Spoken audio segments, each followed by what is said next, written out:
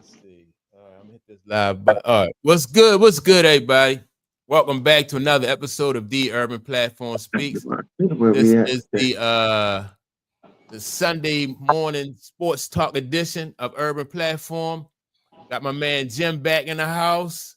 Clayton, E-Man. What's going on, fellas? Not much, not much. Snowed here Yeah. yesterday.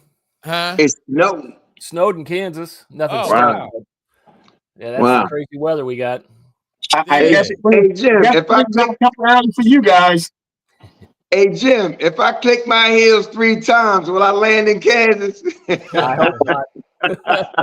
I hope for your sake, no. Yeah, I'm gonna man. try that. I'm gonna click my heels 3 times. Say, I wish I was home. Huh? Anytime you want to come out, I got a room. Oh my man, that's love right there. Appreciate it. Mhm. Yeah. So look, fellas. Now Stephen A. Smith is still catching. He's still catching bullets, man. He's catching heck for this. For what he did with LeBron James, right? And Draymond on his show. I don't know what Draymond's show called. On Draymond's podcast, he said some things about Stephen A. Smith that I want to really I want us to listen to and comment on it. So let me see. Let me go ahead and start playing this Draymond Green.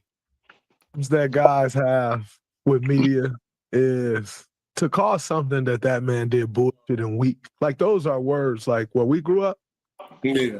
Like you get hands put on you where we grew up and those types of words. So I think the problem that people have with media is you go on there and you like, oh, that's weak. Like weak, like calling another man weak, like that's not basketball, which is actually what Brian was saying in the first place. Like, let's keep it basketball because calling a man weak, that's not basketball. And you're paid to talk about basketball. You call Brian weak for stepping to you, but you're taking shots at him as a father on TV behind a camera. Most would say that's weak. And I know he'll say, I'm paid to do that. No, you're paid to analyze. You're paid to debate on the show. You really paid to say whatever you want to say as far as this game, whether you like it or not. But as a person, you should be lifting him up. Absolutely. You know what I mean? Like, because LeBron is a good dude. He do good. He a good dad. His kid made it. They doing some. That's his story. You feel what I'm saying? And so you should be lifting him up and talking about the fact that this dude ain't got into no trouble. Absolutely. Right? Ain't got into no bullshit. But like you bring in, like I would say, the WWE into basketball when you cross that line and talk about somebody's kids. Because if it's my kids, bro, I'm gonna catch you too. As soon as I said it, I hadn't talked to Brian at all about this. As soon as I saw him say it, Bob was up here that day. And Bob was like, oh, yeah, I work with Stephen A. tomorrow. I'm in got y'all game tonight. I'm in the studio tomorrow, something Stephen A. and thing. All right, so y'all him. That's who was that with Baron Davis. I forgot his name. Baron Davis. Yeah, Baron Davis. I don't know why I forgot Baron Davis' name. But so basically they saying that, you know, what Stephen A. Smith did wasn't cool. To go on there, you know, and call him weak for what LeBron did, right? So I don't know, like I'm kind of in the middle about the situation. I think, and I'm not even taking Stephen A. Smith's side. I just think that Stephen A. Smith is the kind of guy who will throw rocks and then hide his hands. So he'll put you in a position where as though you want to retaliate against him, right? But then when you do retaliate against him, he said he just doing his job and he is you know, basically, you know, he tried to make you look bad. So that, you know, that's why I felt like LeBron really should have probably just tried to take another route. Because I knew Stephen A. Smith would do something like this. But see, but Draymond has a point with what he was saying is that the fact that you say what you say and then hide behind what you say because you media doesn't exempt you from getting your ass whipped from talking about somebody else. You know what I'm saying? If Stephen A. Smith and LeBron was in the hood, Stephen A. Smith wouldn't have said none of that to LeBron. Wouldn't have done it. You know what I'm saying? So we got to understand that LeBron, where he comes from, stepping to somebody when they talking about you is what you do. When they talk about your family, is what you do.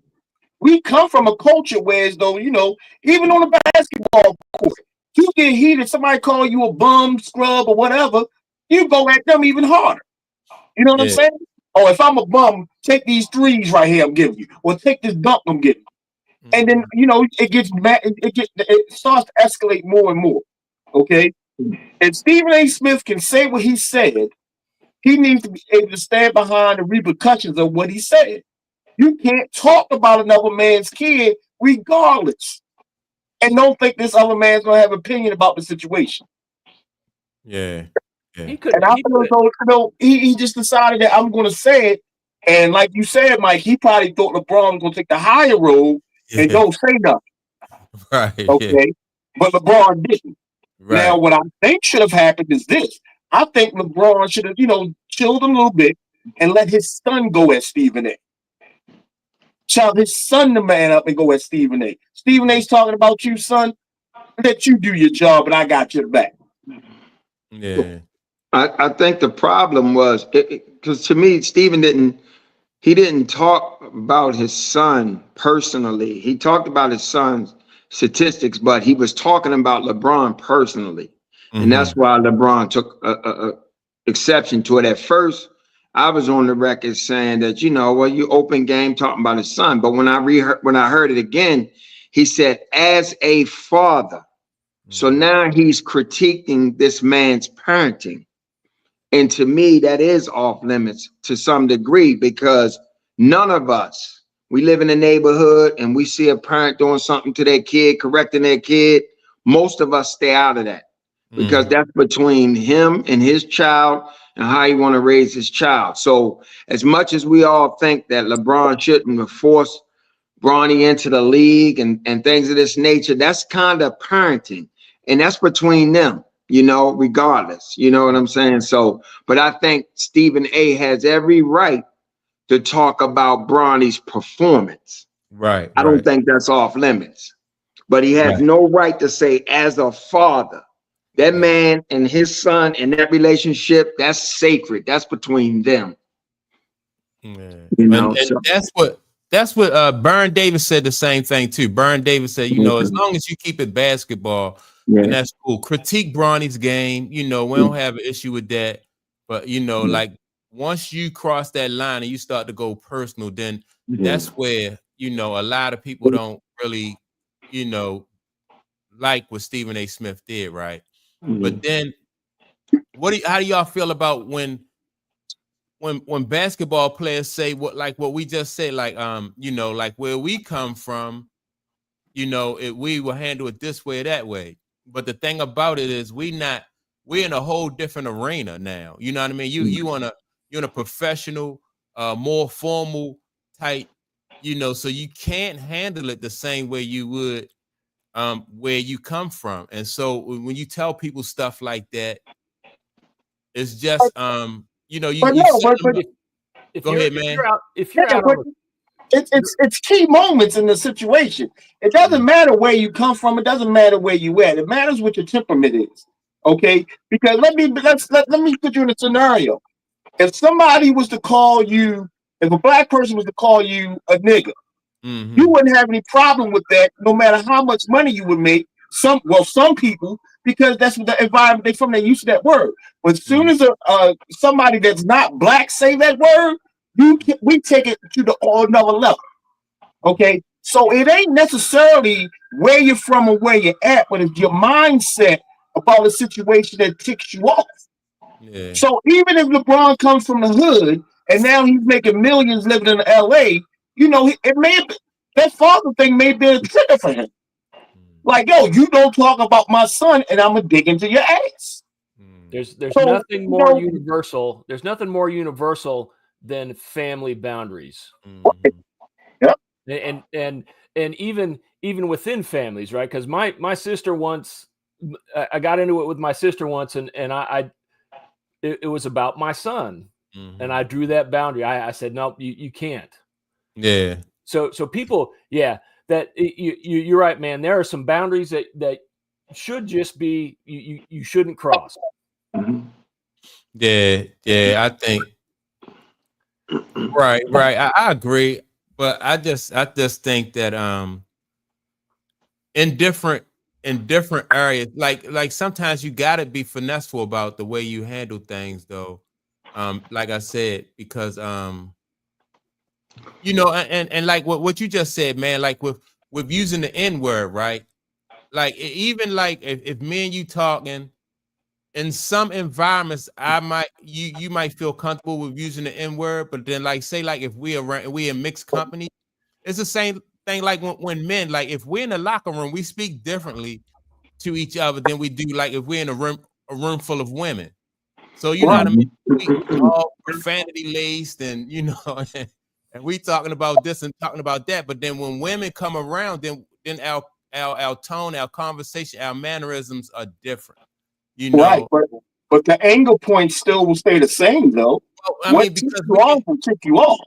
we have, but we Yeah, do have the ability to communicate on different levels. You know yeah. what I mean? And depending on like what our environment is. I would say one thing to Draymond talking about where we come from, calling a man weak. That's reason to really get your hands put on you. I would say to him, there's consequences to every action, and you don't underestimate anybody.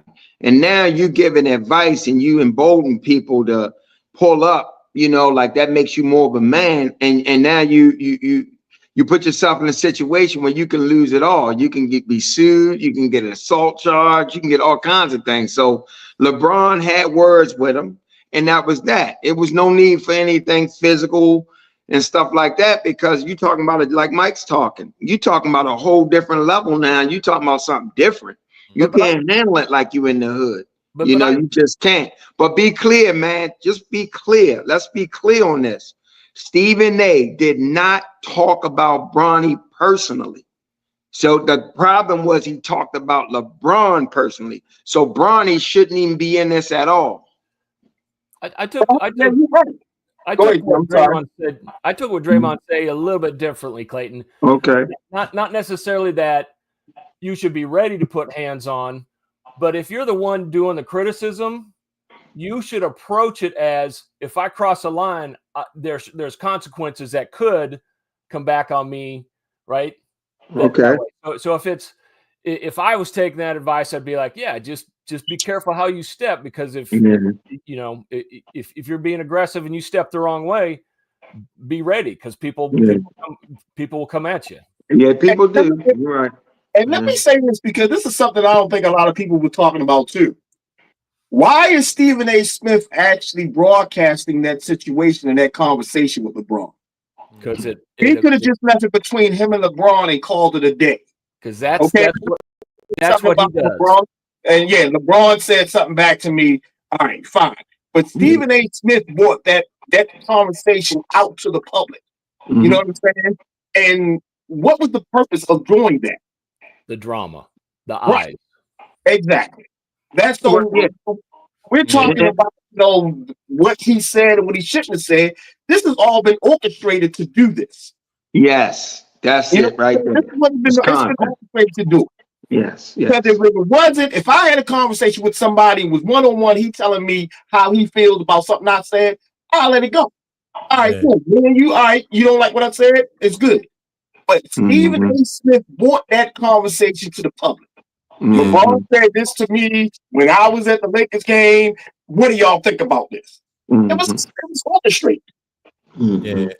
And plus, you gotta know that Stephen A. Smith knows, and like when he talk about professional athletes, like basically there are no consequences. Like at least not physically, there are no consequences. you know, like what professional athlete, the last time a professional athlete put his hands on a coach, what was that? What was the dude? Spreewell? When he choked the coach from Golden State. PJ. You know, and look how that cost him. So it's without you know, people know those NFL, NBA players, professional athletes know that if you go that route, it's you know, it's gonna cost you dearly. So, and he know when you start putting your hands on the media and coaches and stuff like that, like the repercussions from that. So he feels secure in knowing that there is no repercussions to that. And so that's why I think Draymond also calls him weak, because it's like throwing rocks and knowing that, you know what I mean, like nobody really can throw rocks back at you. It was win-win it's win-win for Stephen A. Smith, and it's lose-lose for LeBron. Right. And that's why I say, like, in that type of situation, even though you know, like if you look at the way LeBron James tower over Stephen A. Smith when he's standing there, you know, like if you're in a situation and y'all standing out on the corner, that's a whole different ball game. You know what I mean? Like, so you're not gonna be. It's different. So LeBron James should know that he can't handle that situation like that. Even though whether LeBron James right or wrong, you know, justified or not, you got to be smart. You got to outsmart Stephen A. Smith. You got to out finesse him in those type of situations. Yeah. You know, I think that Stephen A. Smith, like you said, Jim, it was a win-win for Stephen A. Smith. You know, he got the all the publicity for what he said in the first place, and then LeBron James helps him to elevate, or you know what I mean, carry it to another level by getting played out of position. Well, see, and again, hold on. We're assuming that he got played out of position, because has anybody heard LeBron's side of this story? No. LeBron he hasn't spoken. Hey, you could have just went up and be like, "Hey, dude, do me a favor, don't say nothing about my son anymore," and walked away from that. Okay, so it could have been just that simple. But we haven't heard LeBron's side of it, because now he's going, Mike, what you said he should have done in the beginning and just let it go. So even he said something detrimental, or what Stephen A. Smith said he said, and now he's regretting it. That's why he's not saying anything. Or somebody in his campus be like, "Yo, you said what you had to say. Let it go. Don't even pay no more attention to it." Right. And let me address this, because Tom said, and y'all got to stop acting like you never heard Stephen A. Smith say, "I'll be at the arena and pull up." And again, that goes to my point. If I'm a professional basketball player and Stephen A. Smith tell me to pull up, I'll bust out laughing. Because I know, you know what I mean? All right, I see what you're trying to do. You know, that's just not the environment. That's just not the place. And I think, Clay, we mentioned yesterday how Stephen A. Smith was all demonstrative on the show on Gil's Arenas. You know, he was saying it with his chest and all that. You know what I mean? When LeBron, it wasn't like that. You know, and so I wasn't surprised that he using all this profanity and stuff like that. Stephen A. Smith doesn't know how to talk any other way. Right, yeah. I'm like, come on, man. You know. So it was just it's funny when you see somebody talk like that. You know that Stephen A. Smith is not cut from that cloth. So you cannot, you know, you just can't let Stephen A. Smith play you out of pocket like that. And what's up, Tom? By the way. Yeah, man. So you're right. You're right about that, though. He's often said, "Y'all know where at. Y'all come see me." But in this situation, he said they got my phone number. They could have called me. Right. Yeah. Yeah. So when somebody comes in, he's like, "You had to do that. You could have just called." To man's point, you said, "Why was he broadcasting it too?" You made a good point. Also, ESPN instructed him to, according to him. You know, it went viral. Guess what? We got content. That's a story. That's content. Go for it. You got to cover it. You got to talk about it, Stephen. So, like y'all said, it was win-win for Stephen. But I also think it helped LeBron too, in a sense, because he's gotten a lot of people rallying behind him in terms of his father being a parent, protecting his son, people siding with him with that. Because for a while now, after the big production of Bronny debuting with him, stuff started going a little downhill, even with the players and his peers. Like, this kid don't belong in the league, you know, stuff like that started becoming the conversation. Now the conversation is going back, you know, in favor of LeBron because, you know, he's protecting his kid and stuff like that. So it's a great distraction from Bronny's production and how he doesn't really belong in it for now, you know, so it's a good distraction. Yeah, man, I just thought that, like I said, and I'm not even on Stephen A. Smith's side. I just think that LeBron James is, you know, like Stephen A. Smith just really basically just, it's a win-win for him. It's almost like a setup, you know, for failure for LeBron, except for when people like Draymond come on and say, come on, man, that was weak what you did, number one. You know, it really was weak what you did. Yeah, man. And Stephen A. Smith throughout his career, just like Tom said earlier in an earlier post, he has been known for like for dragging basketball players, you know what I mean? And like throwing these guys under the bus. Certain people that he liked, Stephen A. Smith liked, he will you know, he won't do anything against them. For instance, remember who was the boxing guy? Who was the boxing MMA guy who hit his wife at a club or something? Oh, Dana White. Dana White did it, yeah. Dana White. Stephen A. Smith came on and said, "That's my friend." You know? Yeah. He was like, you know, first of all, Dana White is my friend, and you know, he just painted Dana White, you know, but then let a professional basketball player do something like that, and before all the facts is out, Stephen A. Smith, you know, he should be thrown out the league and. He, you know, all this other. So Stephen A. Smith, man, it's just he a piece of work for real. Yeah. Yeah. So let me see what Tom said. Tom said, "I'll go further than that, Urban. Look at Aaron Rodgers, the bad man he always talk about, who choked in big games and didn't want to say choke, but Max Kellerman did, and look where Max is now. That's you know." You could point so many double standards that Stephen A. Smith, you know what I mean? Like he two-faced it for real. Yeah, Stephen A. Smith, like I said, man. I think that's a little reach though, that one per se. The Aaron, Max calling Aaron, I think that's a little reach. I think Max up out of there for some other things, you know. Yeah, I think Max Kellerman was still in the show though. Yeah, a little bit. His intelligence. Yeah.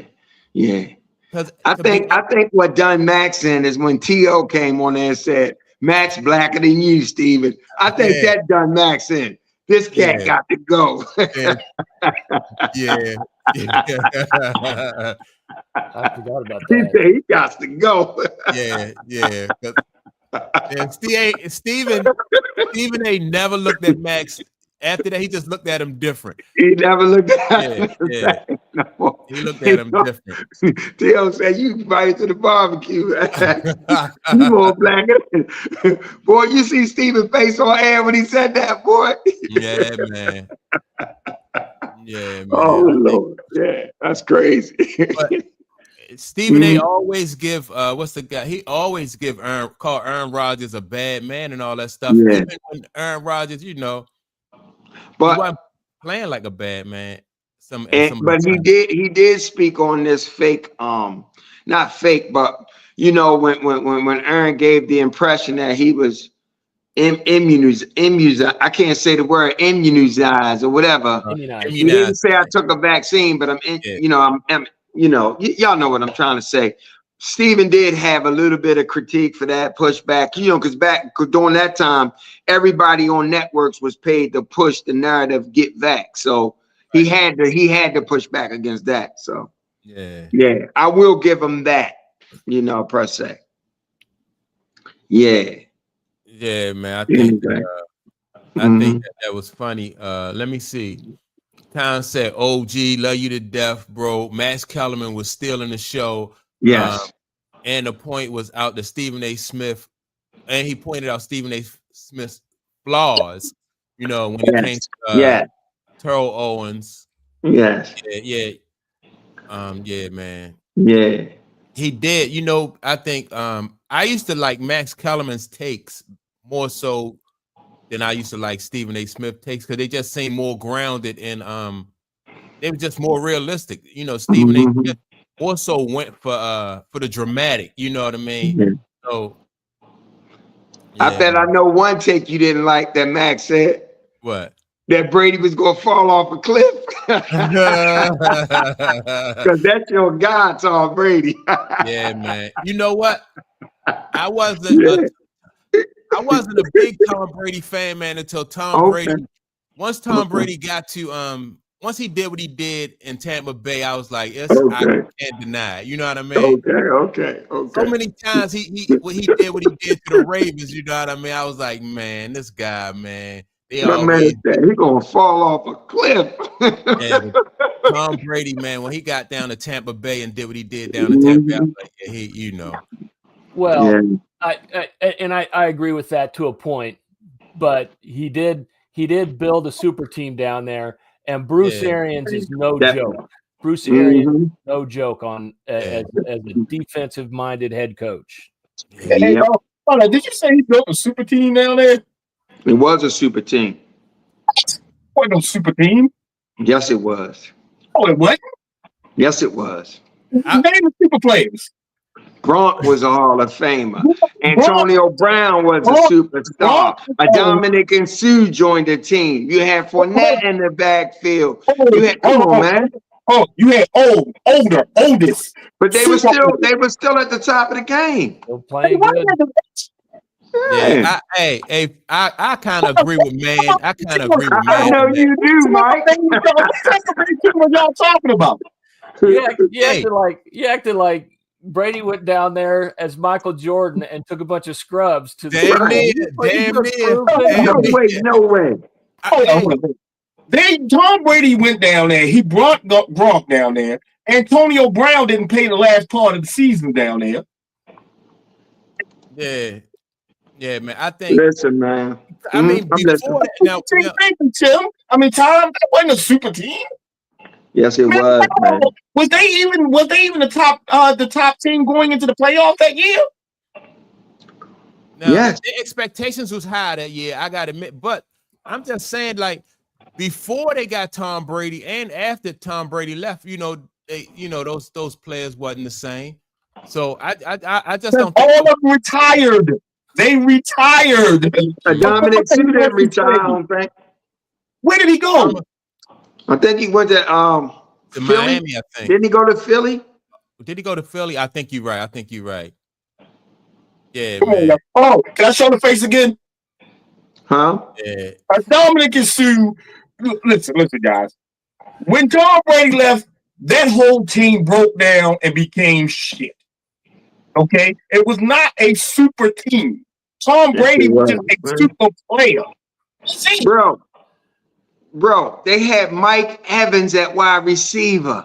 And they still have Mike Evans as wide receiver. I'm just breaking down that team. They had Mike Evans. They had the other guy. What's the guy? Not Antonio Brown. The other guy. What's his name, man? He was good. He's good. Godwin. They had Chris Godwin. They had Mike Evans. They had Antonio Brown. What are we talking about? They had Gronk. What are we talking about? All of them old as hell. Huh? Yeah. They had Leonard Fournette, great running back, all-star. What are we talking about? Now, Tom Brady was the difference, though, Clay. I'm not saying he wasn't, but I'm just saying to you, the year before, Jameis Winston threw for damn near 50 touchdowns. He threw a lot of interceptions, but when you insert somebody like Tom Brady that knows the game, don't act like he took a bunch of scrubs and won the Super Bowl. He didn't. He went to a team that had great talent. And once he inserted him, They became a super team. Okay, listen to this. First of all, they weren't the best team in the NFC. The Eagles were the best team in the NFC that year. Okay. Second of all, no, I'm sorry. Detroit was. Then came Philly. Then came Tampa Bay. I disagree because the record. I disagree because the record doesn't determine who's the best team. You could have had injuries, nicks up. This person didn't play that game. To me, Tampa Bay was the best team in NFC. Since when, before the playoffs start, the record doesn't determine who was the best team? The record is the standards. It doesn't. It doesn't determine the best team. So let me ask you a question. Cleveland has the best record right now in the NBA. Are they the best team in the NBA? Who? Cleveland. No, they're not. Apples and bowling balls. It's different. You can't compare NBA and football because of the winning in the playoffs depends on winning the series. Listen, that's a different metric for getting to the championship. In football, I would say this: if Bruce Arians was not the head coach, I don't know that they make it as far. Yeah.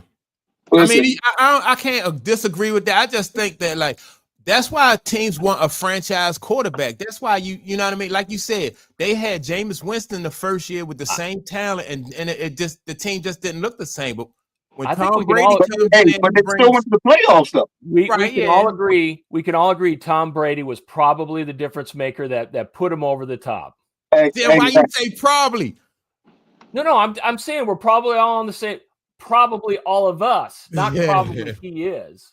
I'm making the assumption we're all on the same page. That he was the difference maker. Yeah, he definitely was to get him to the top. Mm-hmm. And how many games did they lose that year? 2? 4. They lost 4. 4. They lost 4. Well, that wasn't the best team in the NFC. Detroit lost 2, and Philly. Detroit lost. Philly lost. Detroit lost 2. Philly lost 3. Yeah. Okay. I'm saying, bro. I'm just saying. Bucks was a super team. That's all. I rest my case. Anyway, I rest my case. They were the super team. We're gonna have to agree to disagree, man. I think that's fair. Tom Brady was definitely that difference, right? No. But I want to see Cowboys the best team in the league that year. Cowboys the best team in the league that year. What, 92? The best team. All right, how about that one? Yeah. Tom said, OG, let me ask you a question. When Tom Brady left New England and no other team wanted his services, what does that tell you about when he went to Tampa Bay, which was talented and won? Who is he talking to? Who was he asking that question to? You. Me? I want to say this. First of all, plenty of teams wanted his services. So let's dismiss that notion. They wanted his services. He's right about that. And I'm going to tell you, the team that wanted them was Miami. Yeah, they wanted his services. Miami wanted them too. Yeah. And it was the 2 teams that he was going back and forth with because of the weather situation. Yeah. I just think that, man, Tom Brady, once I seen him go down to, like I said, once he went down to Tampa Bay, man, and won that Super Bowl, that's just the difference between a regular quarterback and a franchise quarterback, a GOAT. That's just the difference. That solidifies him on the Mount Rushmore of quarterbacks for sure. Yeah, I mean, to me, that argument, like when they was in New England, they was like, well, who's most responsible? I'm going to start another fire. Who's most responsible for the success of the New England Patriots? Was it Bill Belichick or was it Tom Brady? And and when he went down there, I said it before he went down there. I said, it's always about the talent. And I always point to the record that Bill Belichick had when he was in Cleveland. But that's not fair because he had the same caliber talent. That's not fair. Well, I'm just saying, but I just think that when you have Bill Belichick is an X's and O's man, he's a leadership man. But like you said, when you don't have a talent, you can't win. But once you get that talent, Bill Belichick knew how to he knew how to maximize that talent, and it turned into a whole bunch of championships for him and Tom Brady. I'll say this. If one of those two components wasn't there, I don't think they win 6 championships. Right. It's just like this. It's both of them needed each other. It's like a car. The car doesn't have the engine, it won't run. If the car don't have a steering wheel, you can't drive it. They needed each other. There's no successful franchise that don't have a good coach with good players. Successful franchises have both. And so basketball and football. That's you know what I mean? That's in every sport. And those early championships was defensive driven, them early ones. Defensive driven. And that was Belichick. Yeah. I can't, but I still kind of lean. Like I think it's probably 60-40 Tom Brady then. Okay. 60-40. Okay. I'm with you. Yeah, and so and Tom said, and don't forget the narrative. Let me see. Was when he can play with Belichick that he wasn't true. Urban. I need you to find out the quote where Tom Brady said no team in the NFL wanted him. Yeah. Maybe when he got drafted or something. I can't see that when he was a free agent, nobody didn't want his service. That's crazy. Yeah, man. But all right. Now, the another discussion I wanted to get into. Brandon Jennings, right? Calls out Jrue Holiday, and Brandon Jennings said that he was better. He was better than Jrue Holiday. I forgot what we discussed this a little bit yesterday, and we was talking about the he came out, I think it was 09 or 2011 he came out, Brandon Jennings, right? But he was saying that he was 09. He was 09, okay. But let's listen to what some like Brandon Jennings, he was on the Gilbert Arena show, and he was saying how he was better than like a lot of those players that came out. And I just want to give my point of view after we listen to this. Oh, Jrue Holiday number 5. That all right? Do we agree? Hold on, wait. You agree with that, Brandon? You agree with that? Let me so take far? it back. They're just going. You don't think Jrue Holiday better than Jrue Holiday's never been better than me. Oh yeah, you was busting his ass in high school. Jrue Holiday has never been better than me. They have better careers than me. They're not better than me though. Are you fucking crazy? Yes, you dumb. You dumb low. Like they ended up becoming better, but you're not better than me. This nigga had 55 as a rookie. It's not even that. He ain't better. He's on the bench. You better than Jrue. You better than Teague. You better than Ty Lawson. You better than I forgot how good that 2009 draft was. That's a tough draft. That's my draft, right? Yeah. You see them names? Yeah. Blake Griffin, James, Curry, DeMar. I seen to beat win 2. Jrue, Johnny Flynn, Drew, Teague. You might not if we did a redraft, you might not even go top 10. Damn. I'm just saying, you might not. I'm just saying. Hey, redraft it. Let's type in redraft. Hey, because listen, if the Bucks don't draft me, they never get Chris Middleton, so they need to draft me. My value. Come on, Chris Middleton. I'm just then they don't win a championship. I'm just talking about pure talent, like just on talent. Pure talent too. I don't give a. Listen, just because you ended your career, that don't mean you better than me. Damn, Danny Green. Now, what y'all think about that? He says that just because they ended their career, that don't mean that. I don't get like Brandon Jennings, like his line of like his reasoning about like how these guys. I'm gonna start off with Jrue Holiday. How Jrue Holiday is not better than Brandon Jennings. Do y'all think? What do y'all think about those two? See, I haven't seen Brandon Jennings play enough. I don't even know. I don't even know what kind of game he had. Like I can look at his statistics, but that don't tell me nothing. Right. Yeah. Brandon Jennings was a shoot first. He wasn't a point guard. Number one, he wasn't even a point guard because he shoot first. He more like an Allen Iverson type guard, right? And so, and he compared himself to Jrue Holiday. Jrue Holiday played at both ends. He played defense. He played offense. You know what I mean? Jrue Holiday can get he can run your offense for you. He's a facilitator. Brandon Jennings, he never did any of that. He never demonstrated that he could do any of that. So I don't know why. Okay. I don't know why. Go ahead. Let me ask you this: has Brandon Jennings ever been named to the All Defensive Team in the NBA? No. That's something Jrue Holiday has done, Right. and I think several times over. Right? Yeah, but say this: Jrue Holiday runs the offense, right? Has Brandon Jennings ever ran an offense? No. Yeah, I mean, yeah. I don't. Yeah, he's got. All I can say is this: Brandon Jennings got to be a hell of a basketball player if he's saying he's better than Jrue Holiday. That dude must be mean. That's all I know. Let me ask this question: do you think one of them going to the Hall of Fame? Jrue Holiday is. Oh yeah. So, all I hear right now is two guys right now talking smack about each other. Who's better than who? That wants to sell a pay-per-view if they play one-on-one. That's what I'm hearing. Yeah, but I mean, even one of them had that. It ain't like Bird and Magic is talking shit to each other right now. You know what I'm saying? You just got a situation where one dude saying, "Yeah, I'm better than you," and the other dude said, "Well, no, you're not." Yeah. And the only way you gonna figure that out is if they play each other now, because all the rest of the shit, all the rest of their talking, ain't nobody gonna really care about because neither one of them is their prime. Right. So it keeps them being relevant because we're talking about. Right. Yeah. Brandon Jennings is he's closer to a journeyman than a top tier player. Right. Yeah, because I mean, he played for the Bucks. He played for the Wizards. Detroit. He played for the Detroit. He played in Detroit. I think he played in I know he played for at least 4 teams.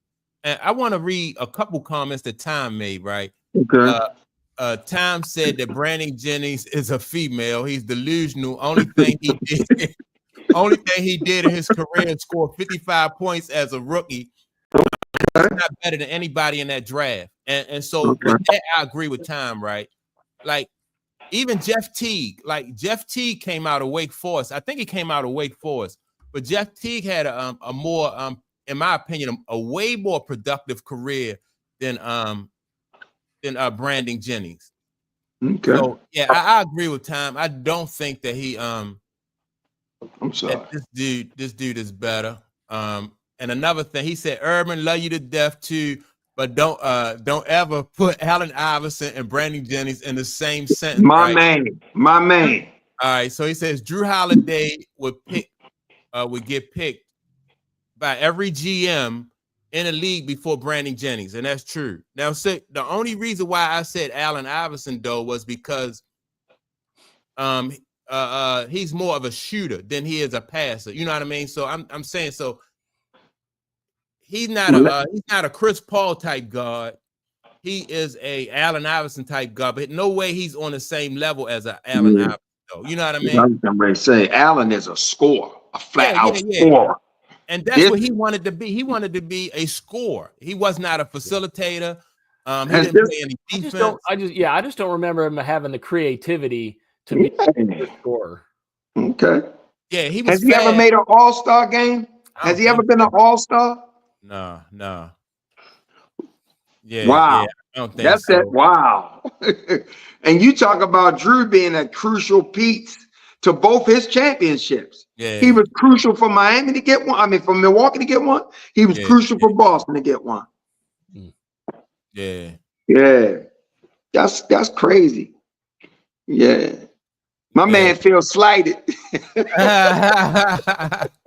Yeah, but I mean, and then like these guys went on to have better careers than him. So he kind of said that just because y'all had longer careers, I got hurt, that don't make you better. But if they go on to develop into even better ball players, that still make them better. Yeah. That's why I say I don't understand Brandon Jennings, his logic behind these guys not being better than him. I think I just looked it up, and all he did was make the NBA All Rookie first team in 2010, and that's the only accolades he has as a pro. Yeah, and I can agree with him though in terms of it depends on how you define a career. If he wants to say they went on and won championships, had a better career than me, don't make them better. I can kind of agree with that sentiment because AI never got a ring. but it's a whole lot of players that's gotten rings. They can't touch him. So I can agree with that sentiment. But this guy, to me, has nothing substantial to back up his claims at all. You know, it just sounds like somebody in their feelings. He a little bit salty. Maybe him and Jrue came up together, maybe in the AAU ranks or high school. I don't know, but maybe they did. And maybe, you know, he feeling some type of way. Well, Gilbert did say that Brandon Jennings in high school bust up Jrue Holiday. Okay. But still, that don't really count, though. You know what I mean? Like, do that really matter? No, you know, I mean, it don't matter.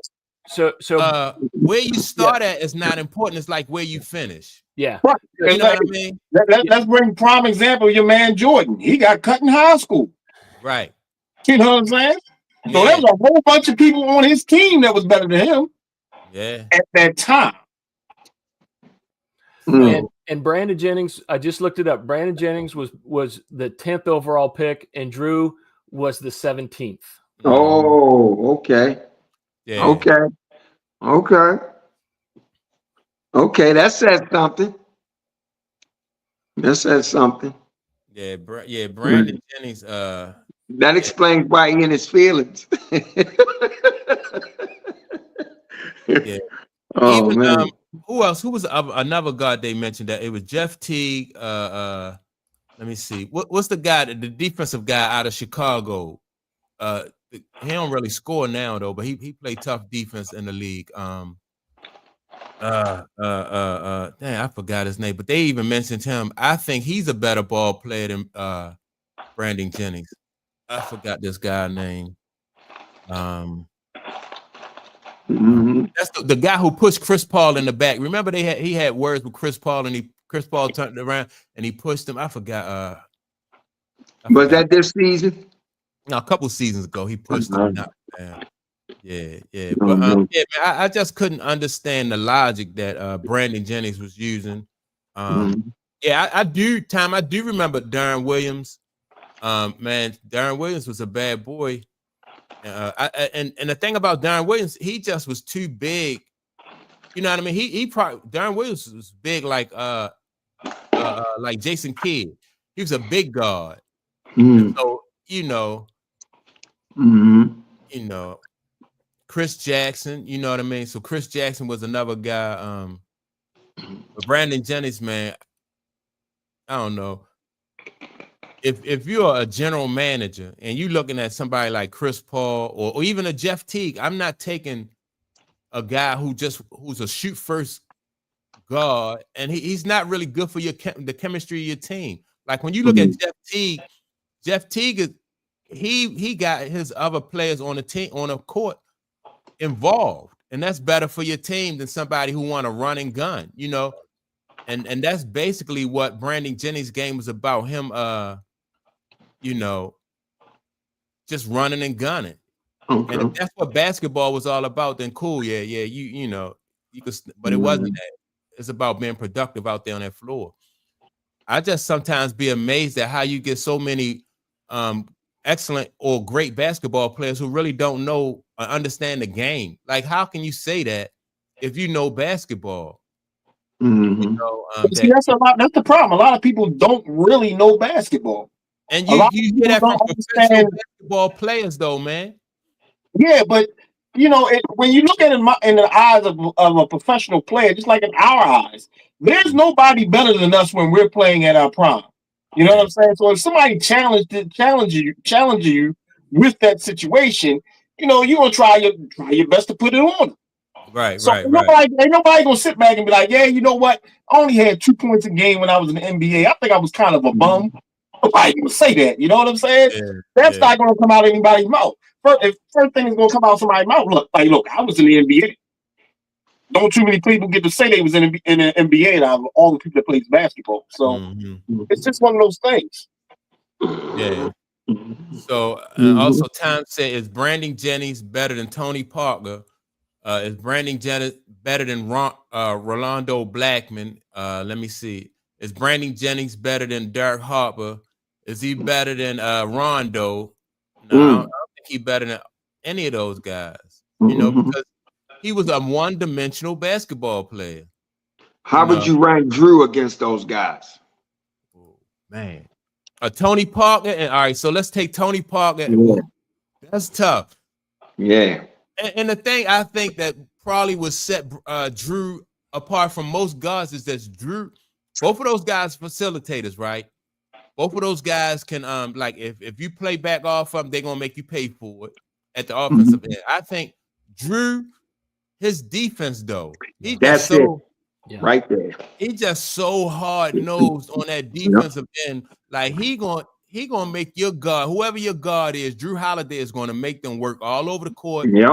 He gonna make them, you know what I mean? He gonna make them earn everything. He gonna try to stop you from getting your team into their offense because he understands, especially somebody like Tony Parker.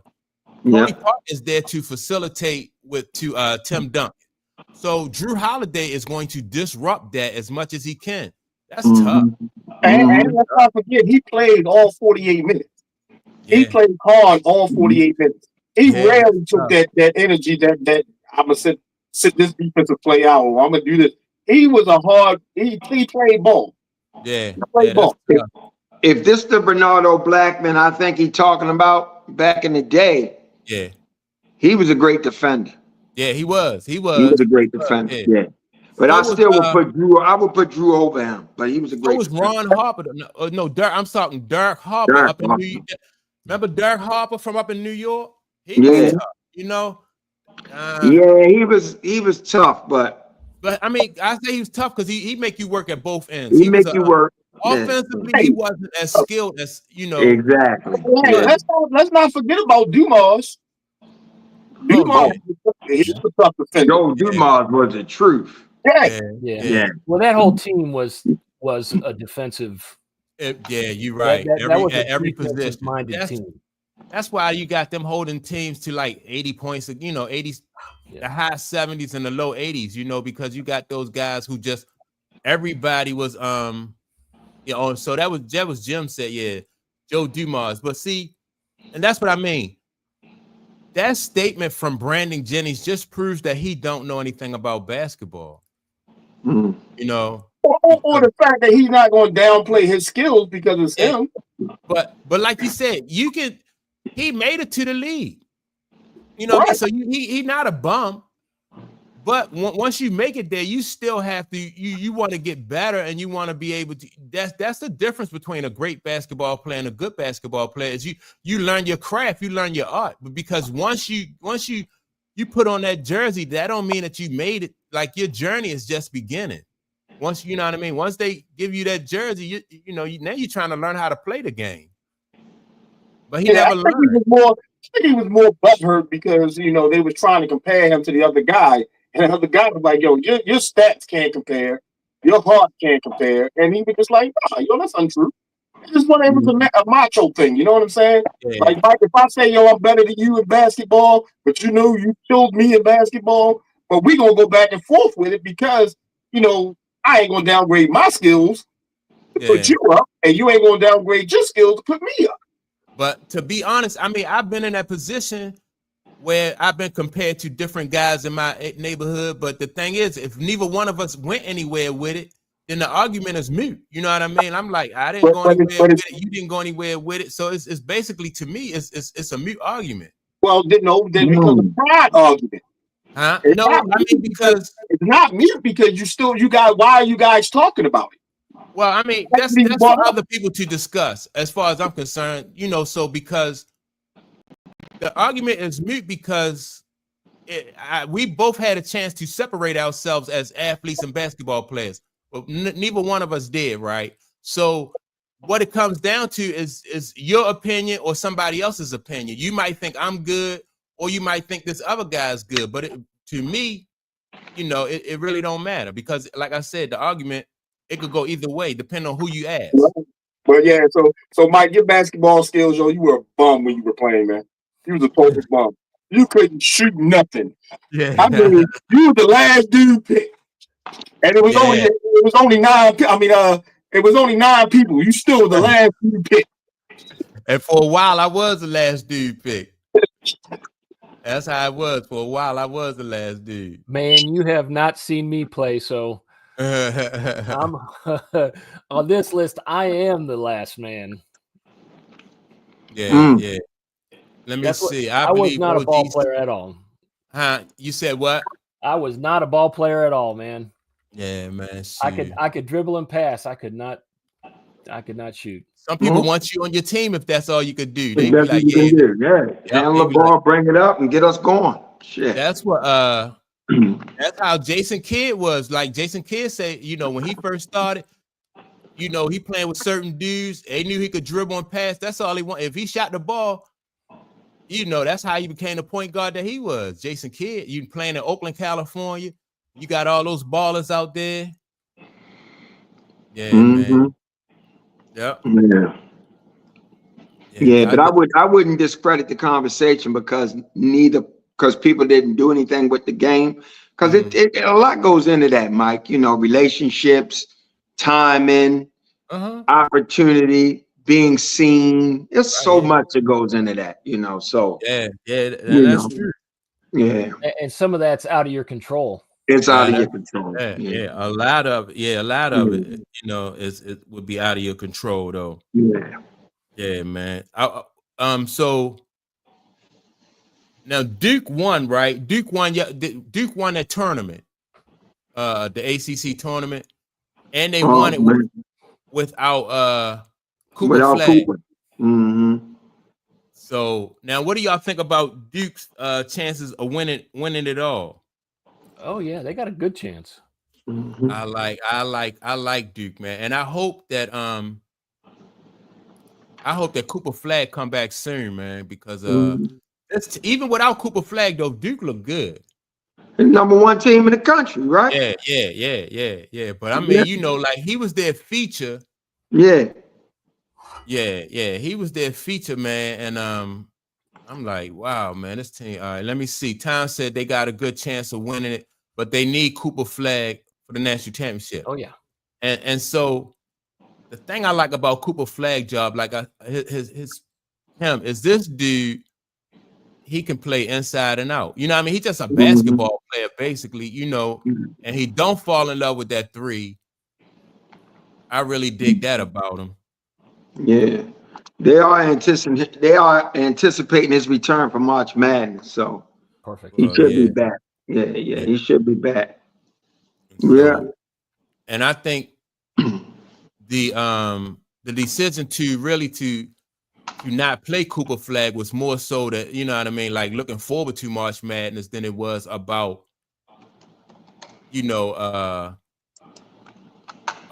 you know what I mean, like getting him healthy and getting him right for March Madness.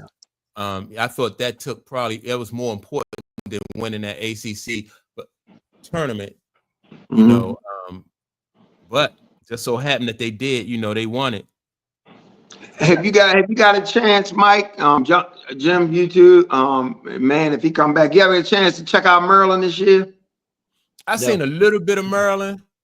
Maryland lost. Yeah, I know they lost. I'm just saying, if you check their team out, though, I like they got a solid team, though. Yeah, they got a good team. They should have won.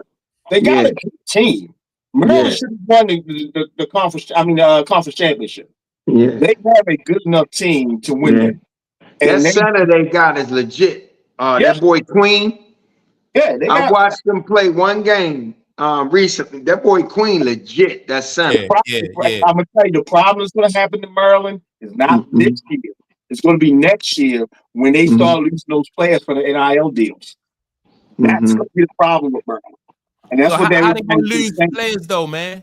Because other teams have more money to pay these players now. And Maryland, all 5 of Maryland starters, if they don't go pro, they're going to be at the top of the college basketball as far as the positions. When that happens, these the NIL deals all kick in. So why go to Maryland when I'm only making $100,000 when I can go to Alabama and make $1 million? Rick Pitino made the comment that he doesn't even recruit high school players anymore. They're going out, and the top tiers they're going out and recruiting through the portal. And remember, the NILs don't have a salary cap. So it's the NIL is all about what the schools can give and the boosters and the alumni gives. You know what I'm saying? So if your alumni is in the top 10 of paid people in the wealthiest people in America, you have more money to allocate to these superstars on other teams. And that's where it's going to affect Maryland, because Maryland doesn't have that type of NIL money that other schools have. Yeah. So if they're going to win it all this year, their players are going to leave. Well, let's see what happens. They may not. They may not. And I hope they don't. I really hope they don't, because this is going to get the closest Maryland is going to get to a really great team that can take it all this year. Yeah. This has been the closest they've been since they took it. What was it? What year did Maryland win the national championship? 2001, maybe 2002, something like that. Yeah. So this is the closest. This is the one of the better teams they had to get that accomplished. Yeah, I think they can make some noise in the tournament a little bit. They rank number 11 in the country. I think they can make a little bit of noise. Yeah. Yeah. I think they should have won. Yeah, because they can play inside now. I'm not saying they're gonna win it, but it wouldn't shock me if they make it to like the Elite Eight or something. Because didn't Maryland lose on the last second shot? Yeah, against who they play last? I don't know. They did. They lost 81-80. Yeah, they lost on the last second shot. Yeah. It wasn't Michigan State. It was Michigan. They lost to Michigan. Yeah, it was Michigan. It was Michigan.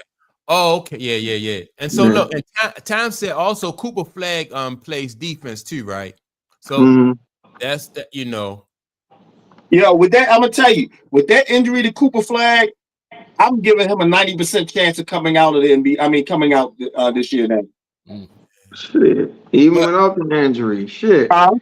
Even without the injury, if you're gonna be the number 1 pick, are you really gonna stay? Yeah, I'm giving him a 90. Some people think that Cooper Flag should stay another year, but I don't think so. Even though, I mean, he's a freshman though. See, that's why people think he should not stay another year, because he's a freshman. So he could develop a little bit more. Right. I mean, what I see though, it looked like to me though that this guy ready.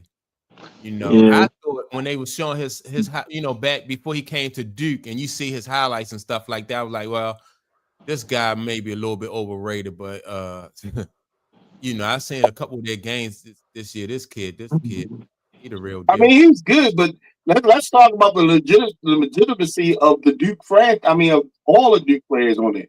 They won yesterday without him. Yeah. Duke has a squad right now running with him. Yeah. So let me ask, do you think it's the squad that's making him look good, or making the squad look good? No, it's team. It's both. It's both. But and then see, that's why I say I like the fact that he played inside and out, because if it was just him, you know what I mean? The Duke has a style and they have a reputation. You know what I mean? You got to do what the team, he fits into that chemistry and can still get his game. You know what I mean? So some ball players, if they just strictly a low post ball player, or they like the mid range, and that mid range, you take that away from them, they can't be as effective. But no matter what you do with this guy, he can be effective, whether it's shooting a jumper, whether it's shooting a mid range. You know what I mean? So he's effective everywhere on the court. So that's a testament to his skill level for real. So out of all of these NBA lottery teams that we assume are going to be really bad, who does he fit best with?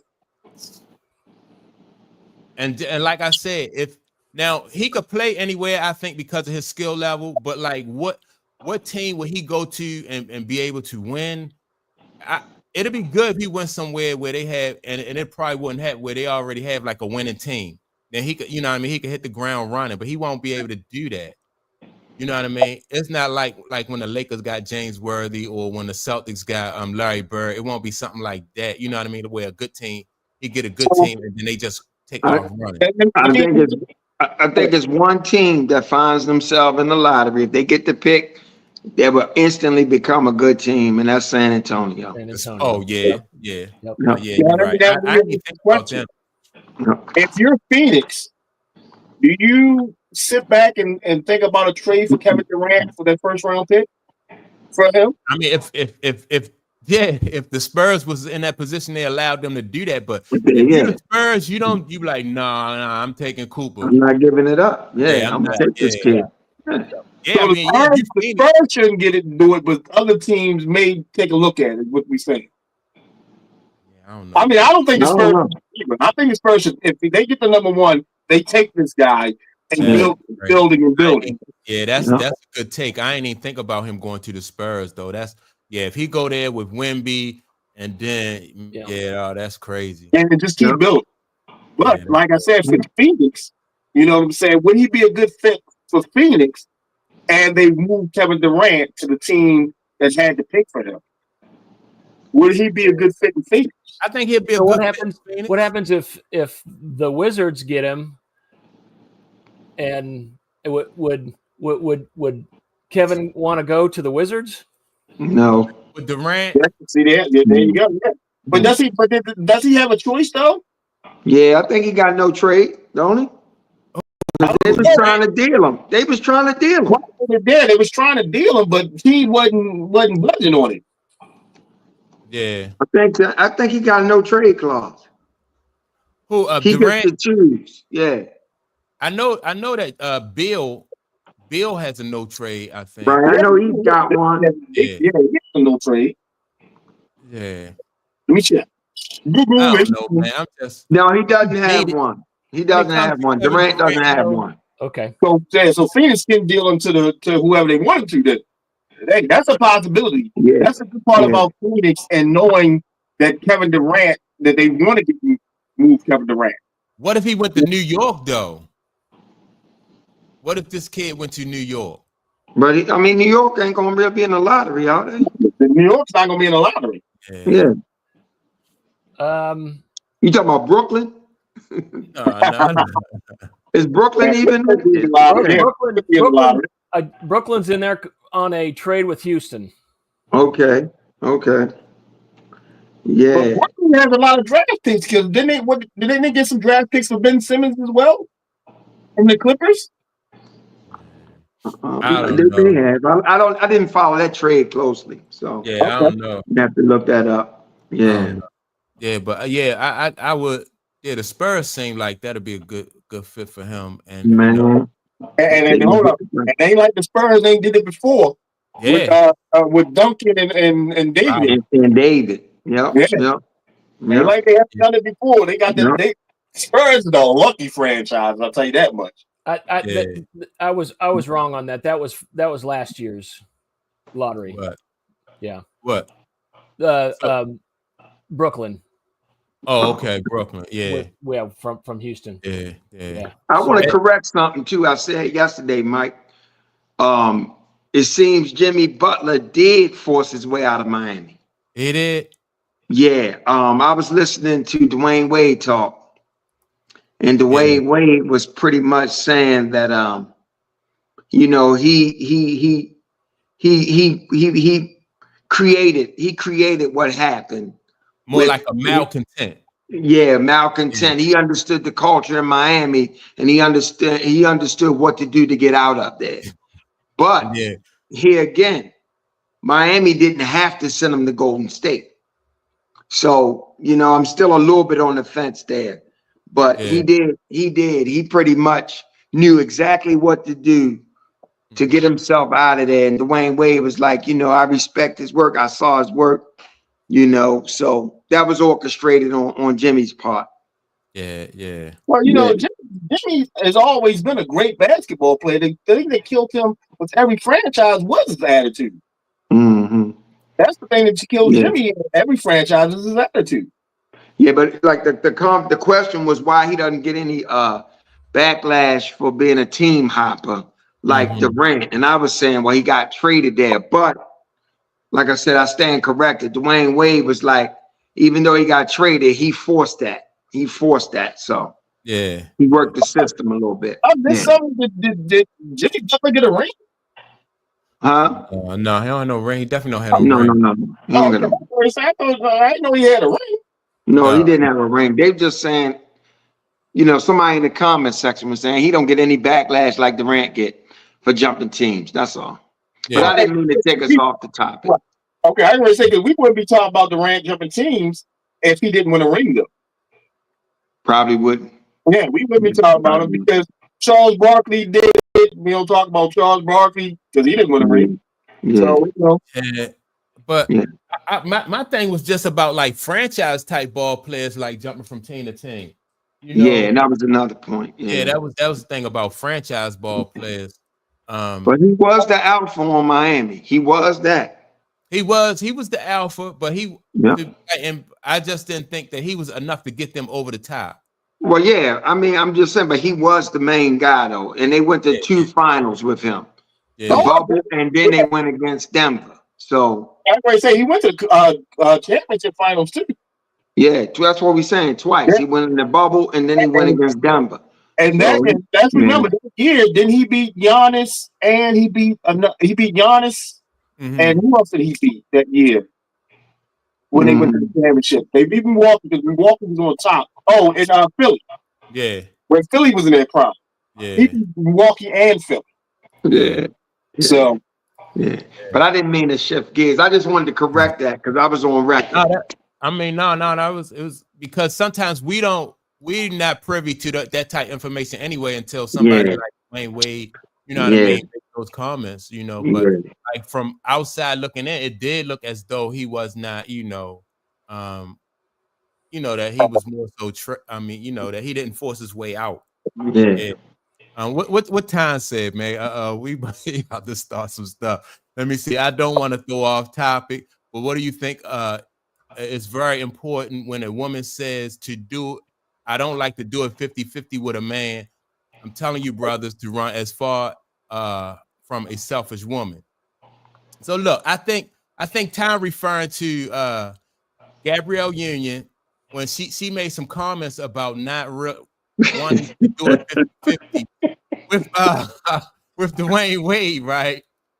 And so now recently, it's looking like she's regretting her decision to to do it 50-50 because I think she kind of finding out that it's hard to do it, to do it by herself, so some people say it's better to have somebody meeting you halfway than to be doing it 100% by yourself. And so that's why I think, she catching some backlash. But who has the most money in that relationship? Is it Dwayne or her? Yeah, Dwayne Wade. It's Dwayne Wade. Yeah, and she said that it's Dwayne Wade that that had the most money. I got my nuts ready. I'm sitting back. I'm ready for this. I'm gonna hear y'all go. Yeah, man. So I made a video about when what's her name? Gabrielle Union made a statement that about going 50-50 with a man. I always was of the opinion that it was better for her to go 50-50 with Dwayne Wade than to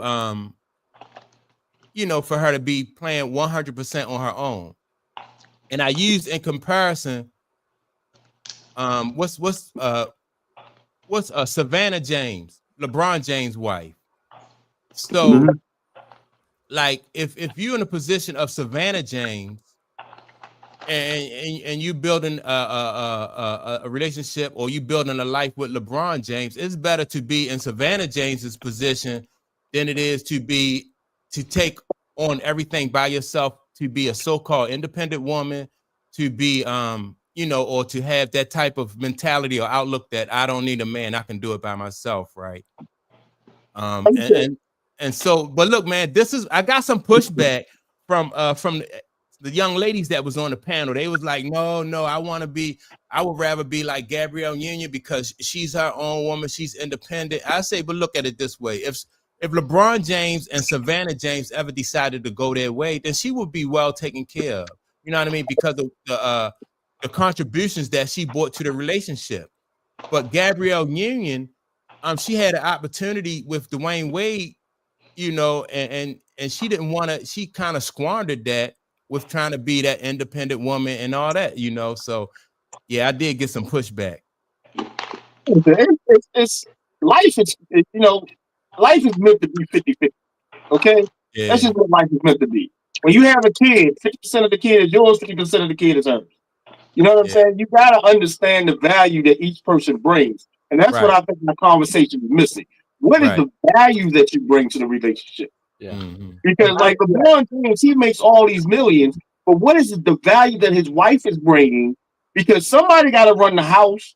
Somebody got to take care of the kids. You know what I'm saying? Somebody got to make sure the bills is paid when LeBron is on the road. You know what I'm saying? So it's the value that you bring to the relationship that determines a 50-50 type relationship. Okay. Value is not always about money. Right. Exactly. Part. And so that's what kind of get lost in the argument, right? So when we said that each person has a role in a relationship, but because sometimes that one person don't control the monetary end of it, that they think that maybe we thinking that person don't have any value. But like Man said, though, when somebody, you need somebody to be home, you need somebody to take care of the kids, you need somebody to to manage the house. So that's value in a relationship. You know what I mean? And so, but when some people think that they can do it all by themselves, some people think that that being independent, which I think like even independence, I think in my opinion is like you limited. You know what I mean? Like in my opinion, is no such thing as independence. You know what I mean? I think everybody is dependent on somebody or should be at least dependent on somebody. And let's remember, before we started putting value with money on objects and stuff, people had to depend on other people. Oh yeah. You had you couldn't live, you couldn't survive in the world by yourself. You had to depend on another woman to build a family. You had to depend on your family to build up more. So just because in this state and age we have value on everything, doesn't demonetize the value of what a bonded relationships brings, because you never know what, even if you're poor. Let's not even talk about the money part of it, because we're making an issue of it being money. But let's just talk about it as an aspect of life itself. You know what I'm saying? You're not happy unless you really have somebody that shows you what happiness really is. That's not true. That's not true. How do you judge your happiness? How do you judge your happiness? How do you judge your happiness? Within yourself, when you have peace. And everything that you view, everything that you view will be from that lens. You wouldn't have a problem with anything. You'll accept all things. Right. But my question to you is, to bounce back on that, what do you judge your peace on? You judge your peace on your inner yourself, your inner turmoil. Like everything that you see outside yourself is a reflection of you. So if you don't see peace in the world, you don't have peace. If you do see peace, you have peace. You are a reflection of what you experience. That's how you judge. And that's exactly right. And that's exactly what I'm saying. So if you have a significant other and that significant other is happy, then you don't have peace because you see the peace. That's here's the thing with that, but you don't need that significant other to bring you your happiness. That significant other can be the significant other can be a measure or a metric revealing to you where you are. Right. I never said you needed a significant other to make you happy. What I'm saying is the way life is supposed to be. Money is not a value type situation. We as humans, money value. Okay. When people don't have money, their values are different. Okay. And sometimes the way that their significant other feels brings them the peace because they don't have money. And everybody say, well, money, it makes people happy, but money is also the root of all evil.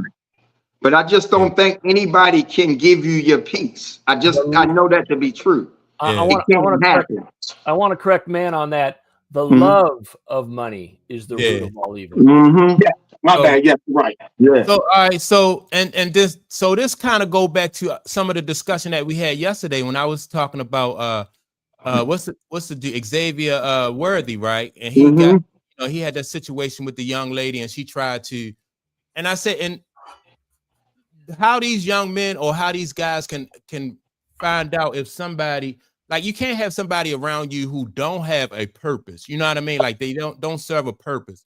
So if he's a professional athlete, and his job is to go off to work and play football, right? But she's always at his job. So if she is always at his job, then that means that she is not doing her job. So she's not, she's not doing the things that would make them capable of building a life together. She always at his job. But doesn't he get to determine what her role is in his life? Now that's true. All right. So if he do get to determine, that means that so that would be, and if he allow her to go to his job with him, say like if I'm a construction worker, right? And if my wife is always on the construction site and I want her to be there, but that means that something else is lacking somewhere else, because there is another part to our foundation that needs to be managed. So you can't really, you know what I mean? Just because you allow her to do that, that don't mean that it's right. But that doesn't mean it is wrong. He may not do. He may not do. That's just like if you are a point guard on a team and you pick another point guard. That you right. You're not wrong for choosing another point guard, but that do mean that you are deficient in some other area. You may not feel that way though. You might not feel like you're deficient in that area. That's why you chose that guy in the first place. It's not about because let's not forget that the heart is stronger than the mind. Okay, we do dumb stuff because our heart's into it. Okay, so it may be the fact that he may knew, or coming down the line he may figured out that she was no good, but he was already in love with her. So therefore, his decision making is kind of clouded at this point because he is in love with her. You know what I'm saying? So sometimes it's just not all about X's and O's, and if she's better, or if he falls in love with her, and everybody does it. We put up with some of the dumbest shit from the person we fall in love with because we're in love with them. You know what I'm saying? You've been talking to my wife. Yeah. That's what it is. It's just that's just the way life is, because the heart is a muscle that's stronger than the mind. Well, so everybody's value system is different, and what they value is different. So, it's hard for anybody to make a determination on somebody being deficient in the area when that person's value system is different than mine. Yeah. Right. So I can't, it's hard to make that determination. For me personally, he may not need her to be home covering a certain foundation. He might not need that from her. Yeah. I'm not saying what he wants. And he might have wanted that beautiful supermodel on the side of his arm that when he goes out, everybody going to talk about. Yeah. That's what he wanted. That's what he might value. Who knows? We're all responsible. We're all responsible for our own happiness. Yes. And then on top of that, your partner then helps provide some magnification on that, either positively or negatively. Right. To add to that, Jim, if your partner's not, that means you're not really resonating at true happiness. You're only going to draw to yourself where you are. Yeah. So if you are truly happy with yourself, your life is going to resemble that in every aspect. Well, let me ask y'all this then, because a lot of these young guys make the mistake of thinking that they can afford a trophy wife. But then when they get a trophy wife, like, they don't know the real cost of a trophy wife or a trophy girlfriend. You know what I mean? And so when they get into these relationships and they don't expect anything other from these women but to be a trophy, it's a price and a penalty. That's why you have guys like Xavier Worthy. You have guys like, what you say? Zion Williams. Not forget Zion. Let's put him out there. Yeah, Zion.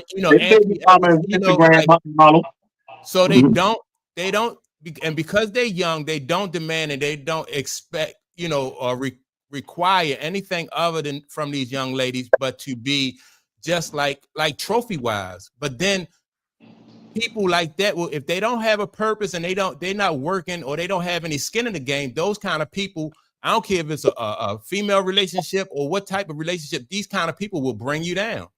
They you know what I mean? Because they don't have anything to lose in a relationship. They don't have anything to protect. Right. And that's an interesting perspective, Mike.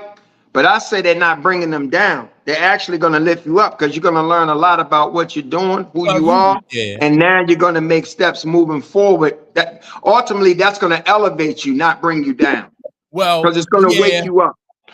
Well, let me say this. All right, as a professional athlete, you have a window of opportunity in which to earn the money that you earn, right? So by the time you realize that you need to have people in your circle who serve a purpose, that will cost you millions of dollars. And so now that you know what I mean, like the dude Jalen Green, he got the young lady. He have a kid by the young lady Drea Michelle, right?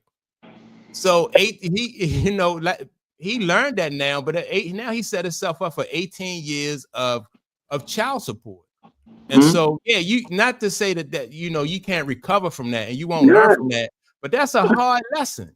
But Mike, that's a hard lesson. But Mike, that lesson, that type of lesson has been going on in sports since the beginning. Okay, well, it goes in life in general. Yeah, right. But it's like I said, it's not a sports thing; it's a life thing. Every man does not want to date an ugly woman. Okay, period. Every man wants to date the best woman that comes into their lives, regardless. So some dudes, and I would do it, you would do it, and everybody on this panel would do it. If we made a whole bunch of money, our styles of women would change. No. I always had dimes, boy. I always had dimes. I'm just saying this. Your whole lifestyle changes with the more money that you make. That's society. Okay, if you make more money, you're not living in the hood. Okay, if you're a millionaire, you're not going to live in the hood. So if you're at that level, you're not going to. Most of the time, you won't date a hood lady that you meet on the street. You got your grades, and women knows this. That's why they upgrade their levels when they're going to meet basketball players at a club or meet football players at a party or something like that. It's all about the perception that they're giving these guys, and these guys are taking it. And that's just life. Yeah, well, you have young ladies and you have young men who don't know. You know what I mean? The men don't know no better that they should pick somebody who serve a purpose. And the women, because of the expectations, they don't think that they have to do anything other than just look good. And so if they don't know. Have your mother or father ever told you, hey, you shouldn't date that girl? Yeah, oh heck yeah. On site, one girl I was with on the site, you'd be like, why would you think your parents would say that when you're presenting her as somebody that you like? Well, my mother told me not to date a girl. It had nothing to do with money and stuff like that. It's because of where my heart was, and my mother could sense where her heart was. Right. But my question is, she warned you. Yeah, she was letting me know. Her intuition was picking up that girl's intention. Her heart's not in the right place. She was more or less loose and stuff like that. How long did you date that girl before you figured out your mom was right? No, I knew from the jump. I already knew because the way me and her got together. She was going behind a guy's back to date me. So I already knew it. I was just saying that was the one instance, and it wasn't based on material necessarily. It was just where her heart was, you know. Yeah. But what I'm saying to you, the point I was trying to make is the older generation can always see. The younger generation doesn't always follow. Yeah. And that's why we're the older generation now, so we can see what's going on. But that doesn't mean that younger generation is going to follow our example or what we're telling them. So when they see the fact that this woman is fine and she on me and she beautiful, they're going to react the same way we reacted when we was in our 20s. All right, I'm gonna hit it. I'm gonna see where it go, and then we just go from there. You know, I don't. I mean, so it's a pitfall that most young people fall into. You know, it's because like if even if you have a mother and a father in your household, sometimes you're gonna still make the wrong decision. You're gonna date the wrong person, and then you're gonna find yourself in a situation.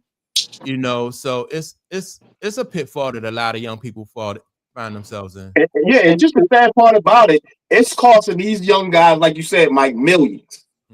Their pitfall costs them millions. Yeah. Okay, so that's the unfortunate part about that whole situation.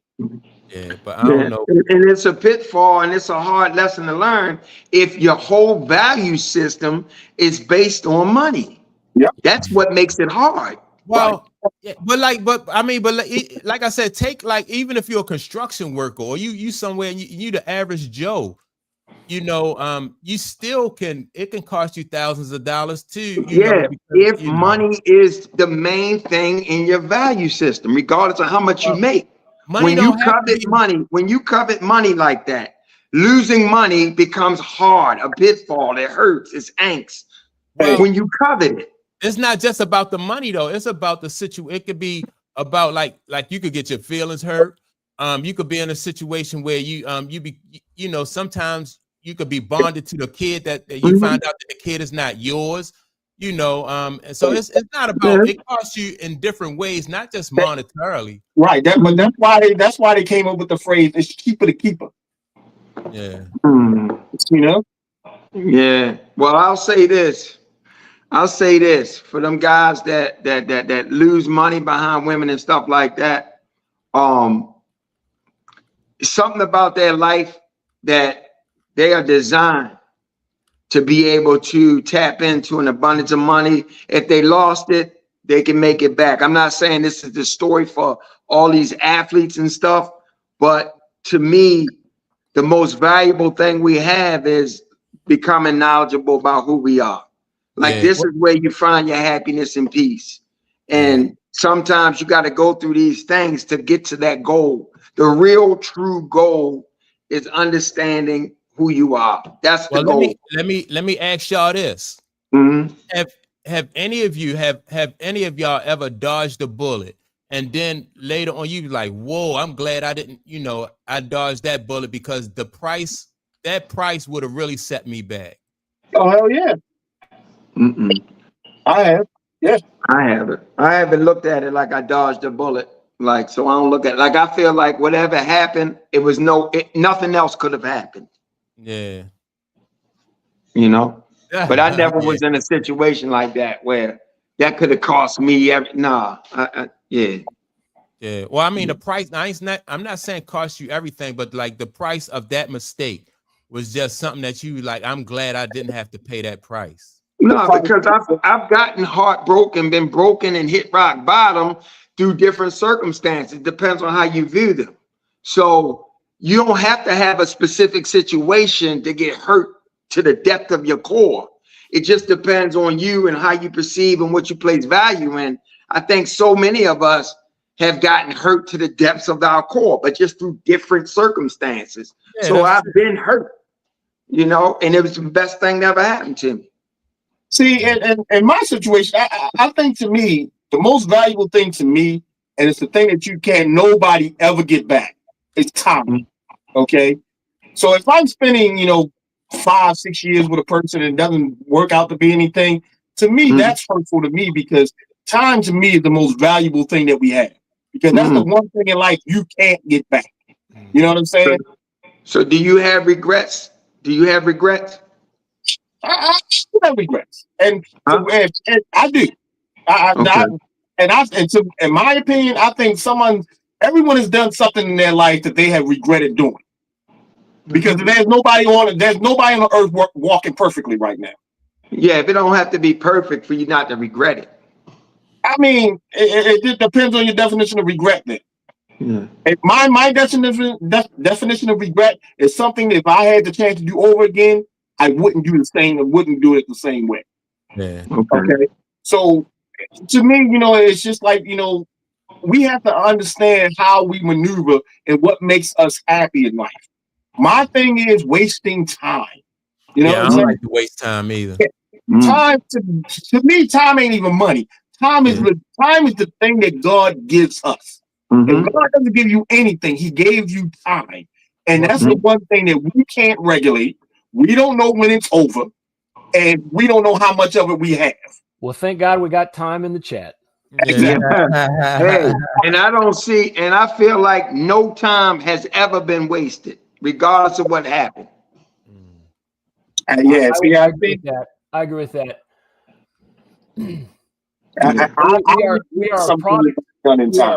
we are a product of our traumas and our successes. Yeah.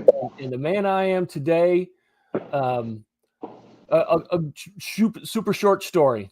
My dad took off when I was 5 years old, and Superman walked out the door, and it totally tore up my life. And to this day, it's the best thing that ever happened to me. I won't get into why, but oh, okay. I was gonna ask you speak on it a little bit, but that's it sounds like when Superman walked out your life, you became Batman. That's a good analogy, man. Yeah, it hurt, but it drove me to be the man I am. And years later, the guy that stepped in was 10 times the man that left. In hindsight. Right. It gave me a perspective.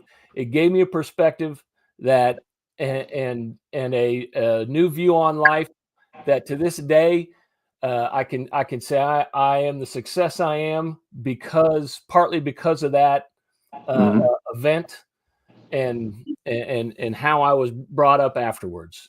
How do you feel about the guy that left? How do you feel about your dad that left? How do you feel about him now? Do you love him? I love him, and we have conversations, but we're not close. But we're not close. Hey, Mike, you know what I'm feeling right now, right? I'm feeling a Thursday show with me with a good, nice brandy in my hand with a cigar, and we talking men life stuff, man. Make that show happen next. Go ahead and make it happen, man. Not a sports show, that conversation, bro. Sports show, but a men's barbershop type feel. I'll join that show, bro. Real stuff that men go through. Absolutely. As long as we're willing to be real transparent, man, I'm all for it. Hey, give me a cigar and a good cognac, and I'll be real transparent. We need that. That truth serum. That yak is that truth serum. Exactly. Yeah. All right. I'm sorry, Mike. No, it's all good. It's all good. Yeah, man. I just think that I agree with Mando. For me, time is my most is an important commodity. Time and health. You know what I mean? Health first, then the time. But yeah, man. But like I said though, and I think like these young guys young people. I don't just want to say guys, but young people going to continue to make those kind of mistakes and fall into those pitfalls when it comes to just choosing people, the right people to be in your life and the right people to be around you, and so our environment though sets us up to make those kind of mistakes because people do put they make money the priority. And so when you make money the priority, young men with money feel like because they do have money, they can afford a trophy wife. And women feel like that they can be the trophy wife because, like they don't have anything to lose. All they just invest in a little bit of, makeup and some nice outfits and stuff like that. And now, they the trophy wife. So yeah, it's and let's also talk about the fact that in previous generation, our generation and the generation going forward, the education value of what wealth is, it's not really taught, especially in the Black community. Okay. We don't see wealth. We see wealth kind of differently than what other people in other cultures see wealth as. Okay, prime example, when we get a little bit of change, jewelry seems to be the hot thing. Jewelry and cars seem to be the hot first thing to buy. But if you go like a culture, like a Japanese culture or something like that, they don't stand for that type of situation. You know what I'm saying? When they make money like that, it's always invest in this, invest in that, family orientated. You make this money to bring your other people over. Your other family members over. So a lot of times it's not really about the culture, but it's about the teaching of the value of financing that lacks in our community sometimes. And that's where I got to give it to the NBA and the NFL. They have symposiums for their stars now when they're coming in as rookies that teaches them, the value of having a good agent, the value of a financial plan, the value of saving your money as soon as you get it and not going out here buying, the most expensive car, the most expensive house, or, paying $100,000 for a dinner. You know what I'm saying? So it's a lot of things will change, but we just got to be in a mindset that we want to change, and that comes from the parents, you know. Yeah. Or what about, all right, before we get off this up, do y'all think that like society play a role in like how people think about relationships? And so like, all right, so back in the day, like it was customary for people to get married at a young age and stay married for a long, you know, for you know, forever, right? But now you have a situation where the economy is opened up, and now women are able to go out and provide their own, and you know, their own living and stuff like that. So do y'all think it's partly like a societal type issue too, that because now you have men and women competing with each other? You know what I mean? Like in the workplace. Yeah, it's always been a societal type thing. I mean, you're talking about, you know, the difference of men and women competing against each other. But that's, you know, it's one of those things where culture is evolving and moving on. You know what I'm saying? Back in those days when our parents were coming up and their parents was coming up, you know, the women really didn't work. But Right. what they did was they handled the household. Right. That was usually their role in relationships. Well, now, you know, the women aren't trying to take that role. You know what I'm saying? The women now are trying to say, look, I can provide just as well as you can. Yeah. You know, my education, and in some cases, the women is more educated than the man is. Most of the time. You know what I'm saying? When it comes to degrees and stuff like that. Right. Yeah. So it's more or less like, you know, when society changed, we as individuals have to either say, okay, we're going to change our mindset and figure this out, or you can stay stubborn and say, look, I want my woman to stay barefoot and pregnant in the house, cooking my meals when I get home, and that's going to be it. The problem is going to be is that, let me tell you what the problem is. Trying to find that woman that fits the situation that you want to be in this day and era. I think that's the issue. I think if you still have what you feel is your ideal person, don't compromise. Yeah. Go find them. It may be harder, to your point, but they're out there. You just gotta don't because once you start compromising what your standard is, then and to your point, you know, some of that may end up being a little misogynistic and anachronistic.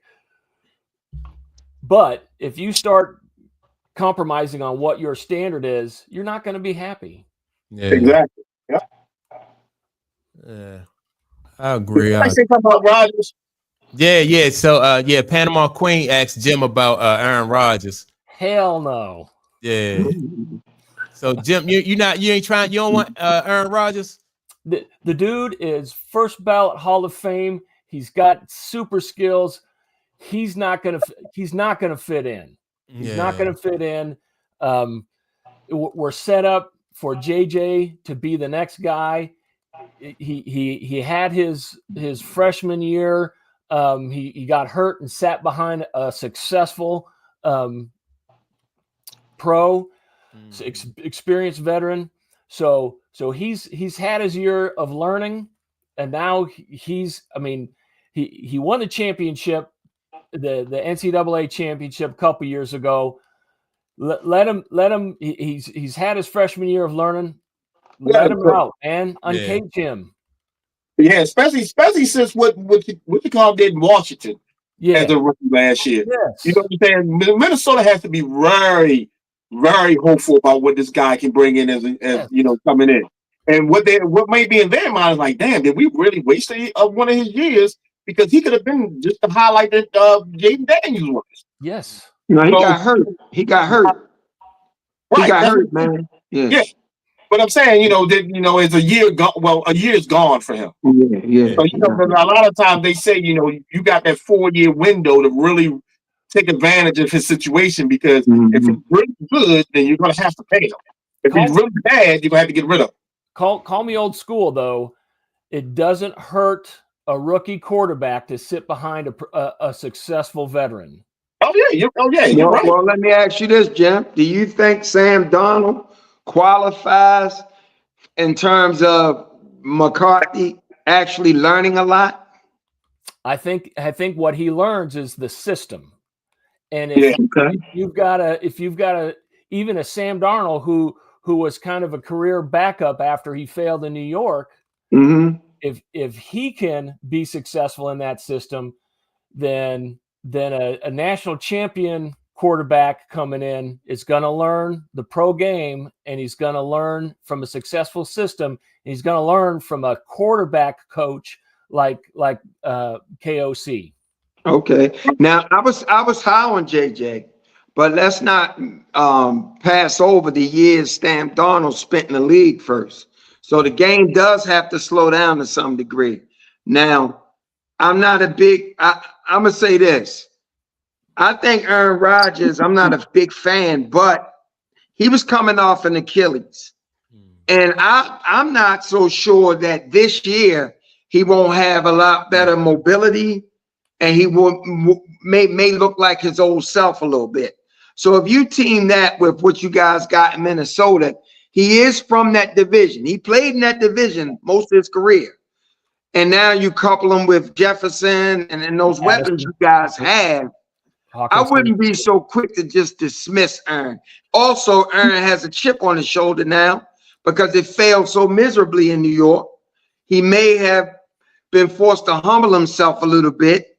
And Minnesota's got some great coaching. Yeah. They have some great coaching going on over there. So, yeah, I wouldn't dismiss it necessarily. Hey, let me ask you. The reason I think that Aaron Rodgers would not be a good fit in Minnesota is because how is Aaron Rodgers' attitude going to be when he has that first bad game and they bench him?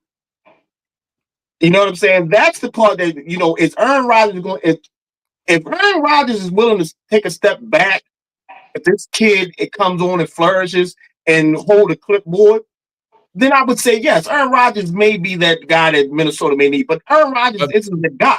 But man, even if you have Aaron Rodgers and he have a bad game, he may not be as humbled enough where he can respect the fact that you might want to try to bench him, right. 1 or 2. So that may just mess up the chemistry on your team. So do you take a chance in bringing him in? Right, exactly. And that's my whole point. You take that chance on having that. I think I'm gonna tell you what's gonna happen. Soon as if you bring Aaron Rodgers in, for one, you're bringing him in to start. Okay. As soon as he has that first bad game, the Minnesota fans, right, Jim, is going to be demanding his bench. Yeah. As soon as he had that bad game, they're going to be demanding his bench. And then, then you got that chemistry all messed up because Aaron Rodgers, have you ever heard anybody benching Aaron Rodgers? You know what I'm saying? Can you imagine what that sports center would look like that Aaron Rodgers got benched? But I don't know. He got that bad season with the Jets on his legacy. I think the coaching staff in Minnesota is a lot more resilient and understand the game a lot deeper than fans calling for somebody to be benched. I don't think they will succumb to that kind of pressure. Aaron Rodgers having a bad game doesn't necessarily mean it's time to bench him. You understand? And people want to rush J.J. McCarthy and start him. It works out in some situations, but he's not Jaden Daniels. You don't know. He won a national championship, but you just don't know. And he's coming off an injury. So how healthy will he be this year? Will he be 100%? So that's exactly what I'm saying. With Aaron Rodgers' year that he put up last year, if he continues to have bad games, you know what you're getting out of Aaron Rodgers. You know what I'm saying? He continues, but I'm just saying one bad game don't mean bench him. I mean, you taking that New York experience. It's not one bad game though. His whole last season was bad. No, but we talking about. But you're looking at two different teams: the Jets team and the Vikings team. You don't necessarily need the Jets needed Aaron Rodgers to shoulder most of the stuff. You don't necessarily need that in Minnesota. Exactly. You know what I'm saying? So exactly, that's my point. So if he goes into Minnesota with already having weapons and still having bad games, well, that's different. If he's having multiple ones, yeah. But I'm saying the Minnesota fans, the first bad games is where they're going to go at. Yeah, but I don't think the coaching staff responds to that. They're a lot more seasoned than that. Let me ask y'all this. Let me ask y'all this real quick. Because Tom bring up a good point. Like people automatically assume that Aaron Rodgers is a Hall of Famer. Do y'all think Aaron Rodgers is a Hall of Famer? Yes. I say that because he has one. He do have the one Super Bowl ring, right? And 4 MVPs. Yeah, and what 4 about? MVPs. He went to 2 and he has 1 ring. Yeah, And he got 4 MVPs. Right. yeah. I'm not. He's definitely first ballot Hall of Famers, no doubt about it. First ballot. He's got a pedigree. He's not at the level of a Joe Montana, right? So I'm not saying he's Mount Rushmore material. Some people will say he is. I wouldn't put him up there, but yeah, he's first ballot, I think. Yeah. But here's the thing. And he's a Super Bowl champion. Yeah. Yeah, but Joe Flacco is a Super Bowl champion too. Yeah, but Joe Flacco don't got 4 MVPs. Right. Yeah. Come on now. Here's the thing about Minnesota, right? I think what we're saying is there's two risks.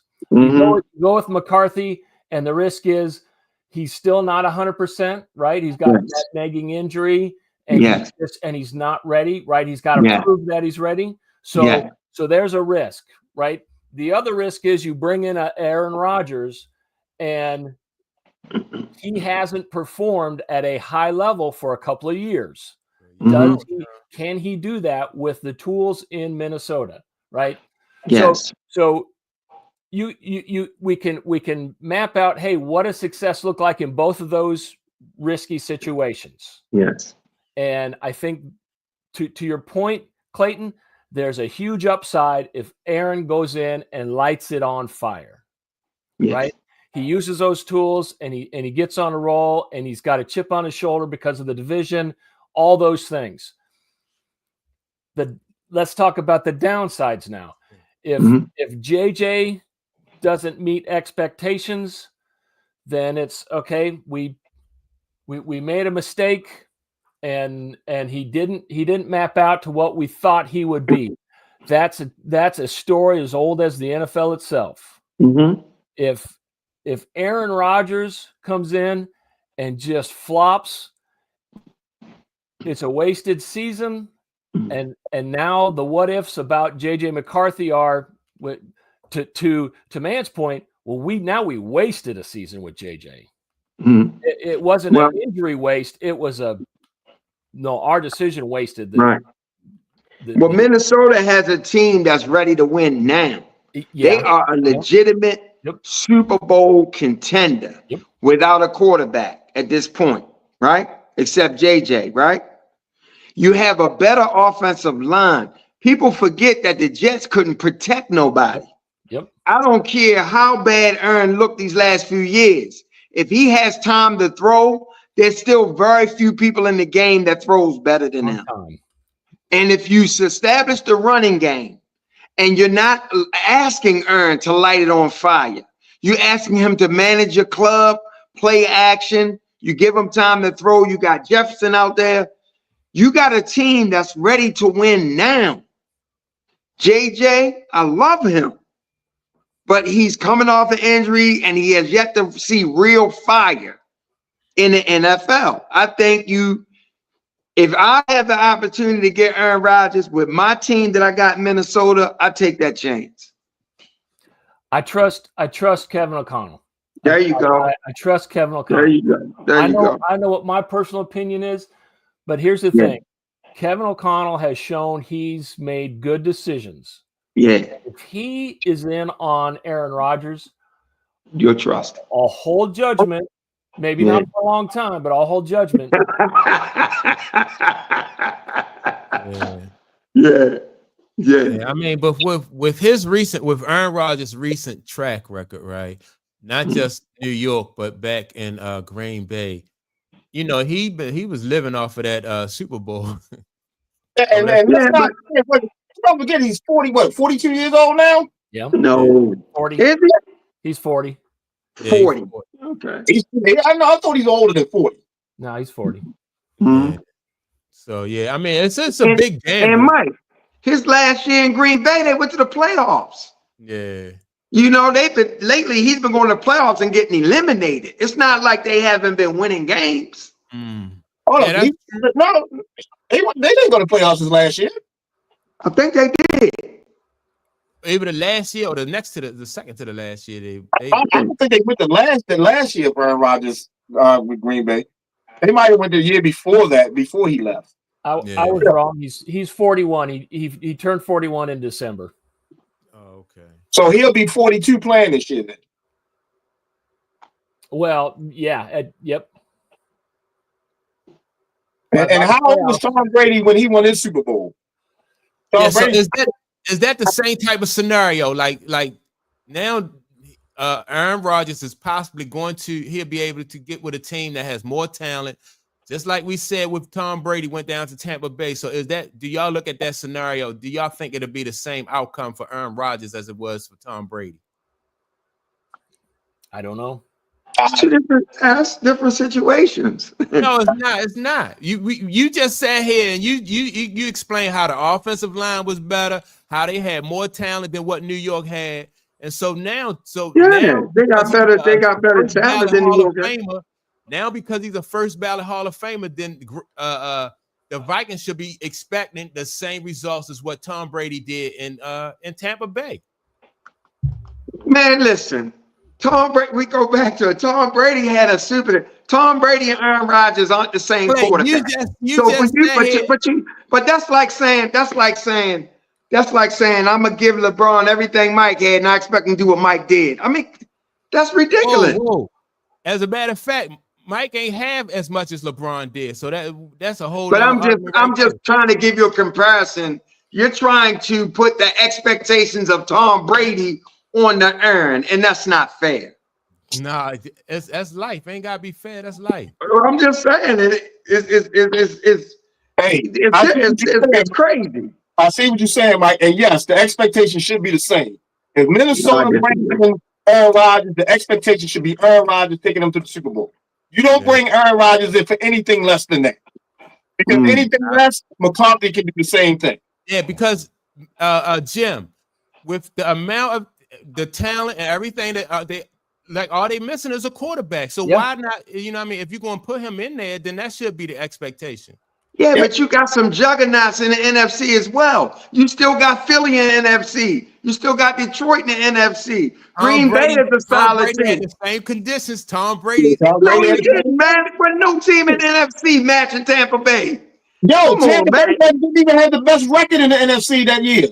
It doesn't matter. They couldn't match that team, man. Come on, man. Y'all being ridiculous. You know what that means? Y'all being ridiculous, man. 4 teams beat them that year. 4 teams beat them that year. Only 2 teams beat Detroit, and only 3 teams beat Philly. Listen. I mean, you can put them expectations on them if you want. I just don't see it that way. I want this next year not to be about just next year. I want it to be about the future. I would love to have a run for Minnesota like the Kansas City Chiefs have had.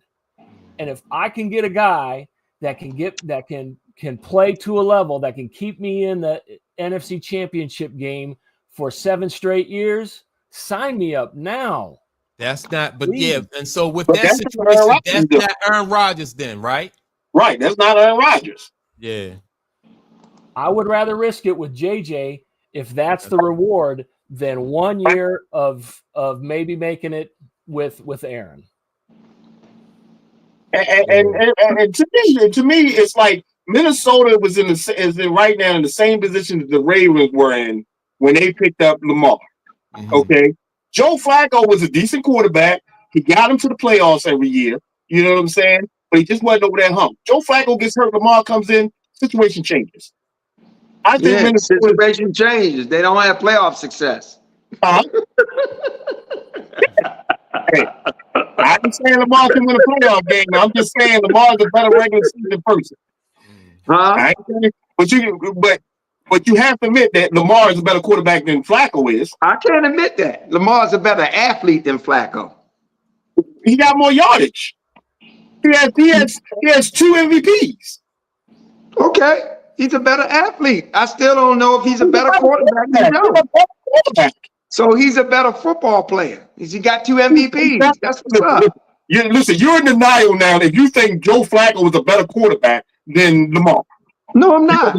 No, I'm not. Because I don't need a quarterback to run for 1,000 yards. That don't make him a great quarterback. Tell me one stat that Flacco was better than Lamar in except for playoff wins? Touchdown passes.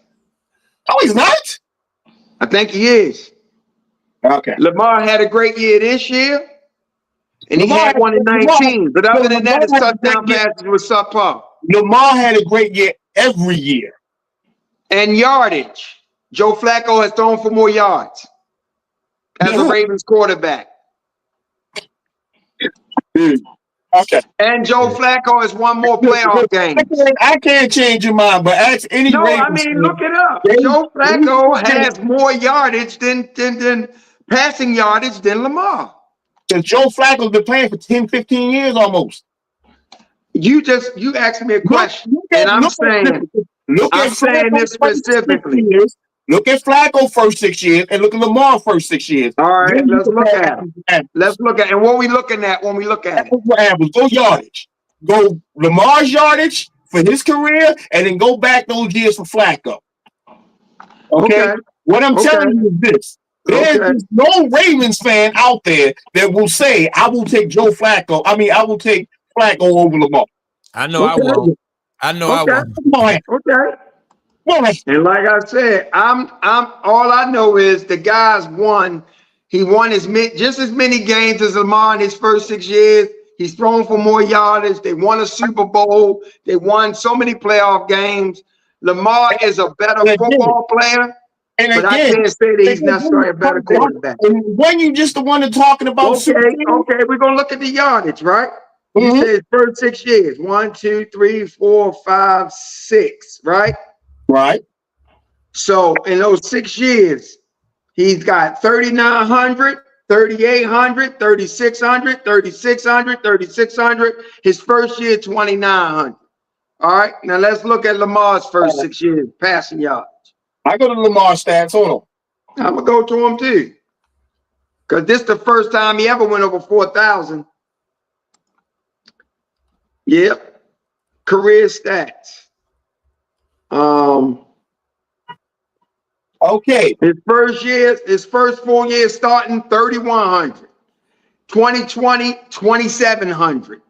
2021, 2,800. 2022, 2,200. 2023, 3,600, and then last year 41. Okay. Joe has more passing yardage. Go to Flacco's quarterback rating. Okay. The quarterback rating combines all the stats. Yeah, but the quarterback rating is not a metric of how good you are. That's bogus. Because I can just let me share something with you. I can throw screen passes and get high completion percentage and have a great quarterback rating. That ain't telling me nothing. Okay. So that's what Joe Flacco was doing, because remember, Joe Flacco has never had a Pro Bowl wide receiver. Joe Flacco was leading the league in bombs, like long throws. He used to lead the league in that. What league? The NFL. The Arena League? The NFL, yards per attempt. Yes. Look. Check this out. Receivers like that. Check this out. Average yards. 7.2, 7.4, 6.7, 7.2, 6.4, 7.2. Let's look at Lamar's average yards. I got to go to ESPN to get that. I'm telling you, man, everybody sleep on Joe, man. You're prisoner of the moment. You're prisoner of the moment. Lamar has 36 touchdown passes, 2020, 26 touchdown passes. 2021, 16, 17, 24, and 41. Flacco ain't doing that. Bro, listen, touchdown passes doesn't necessarily mean if I throw a slant, the guy take it to a house, that's a touchdown pass. If I'm in the red zone all the time and I throw to my tight end, that's a touchdown. That don't mean you're a better quarterback. Stats don't always tell it, man. And like I said, you can ask any Raven fan. There's no one picking Joe Flacco over Lamar. I know, because they have a bias. I get it. I'm just saying, me personally, I can't say that Lamar's a better quarterback. What I can say is Lamar's a better football player. That's what I said. Me. Listen, again, Lamar plays the quarterback position. So whatever he does is the quarterback. He's doing it at the quarterback position. I'm not saying he's not. I just said I can't say he's a better quarterback. No, but what you're saying is he's a better football player. Yes. That means overall he's a better quarterback because he's not playing. That doesn't mean that. That doesn't mean that. All right, hey, then we're going to disagree. Because that's exactly what it means. Right. It's exactly what it means. We disagree.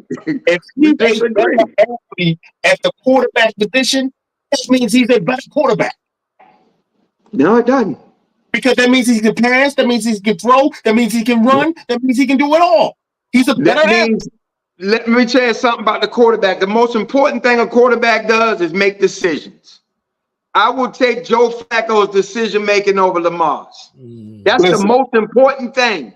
If you follow Joe Flacco's career, Joe Flacco has always been Ray Lewis on that defense, followed by what Joe Flacco could do. In 2012, that defense was shit. Joe Flacco had the second best postseason in the history of football behind Joe Montana.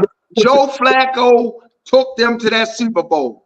No, Joe Flacco didn't. That was an defense.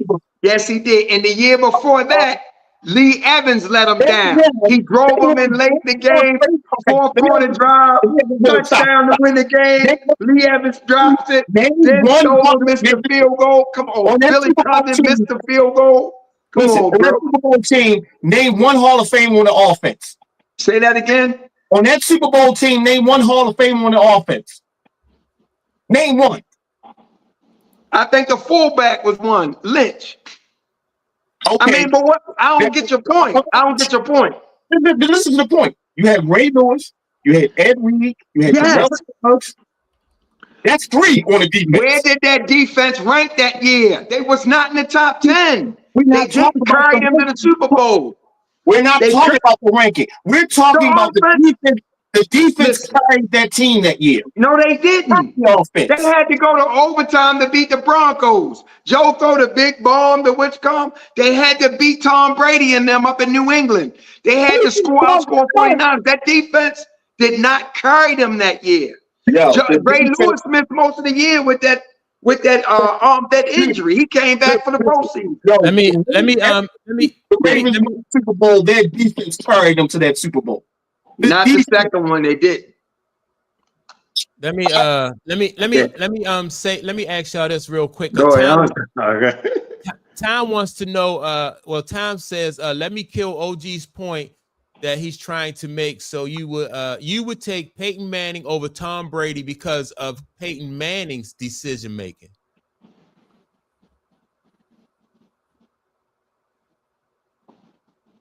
I think them two are even keel in the decision-making department. Once the game started slowing down for Tom. Early in Tom's career, I take Peyton. But once things started slowing down, I would say they was neck and neck with that.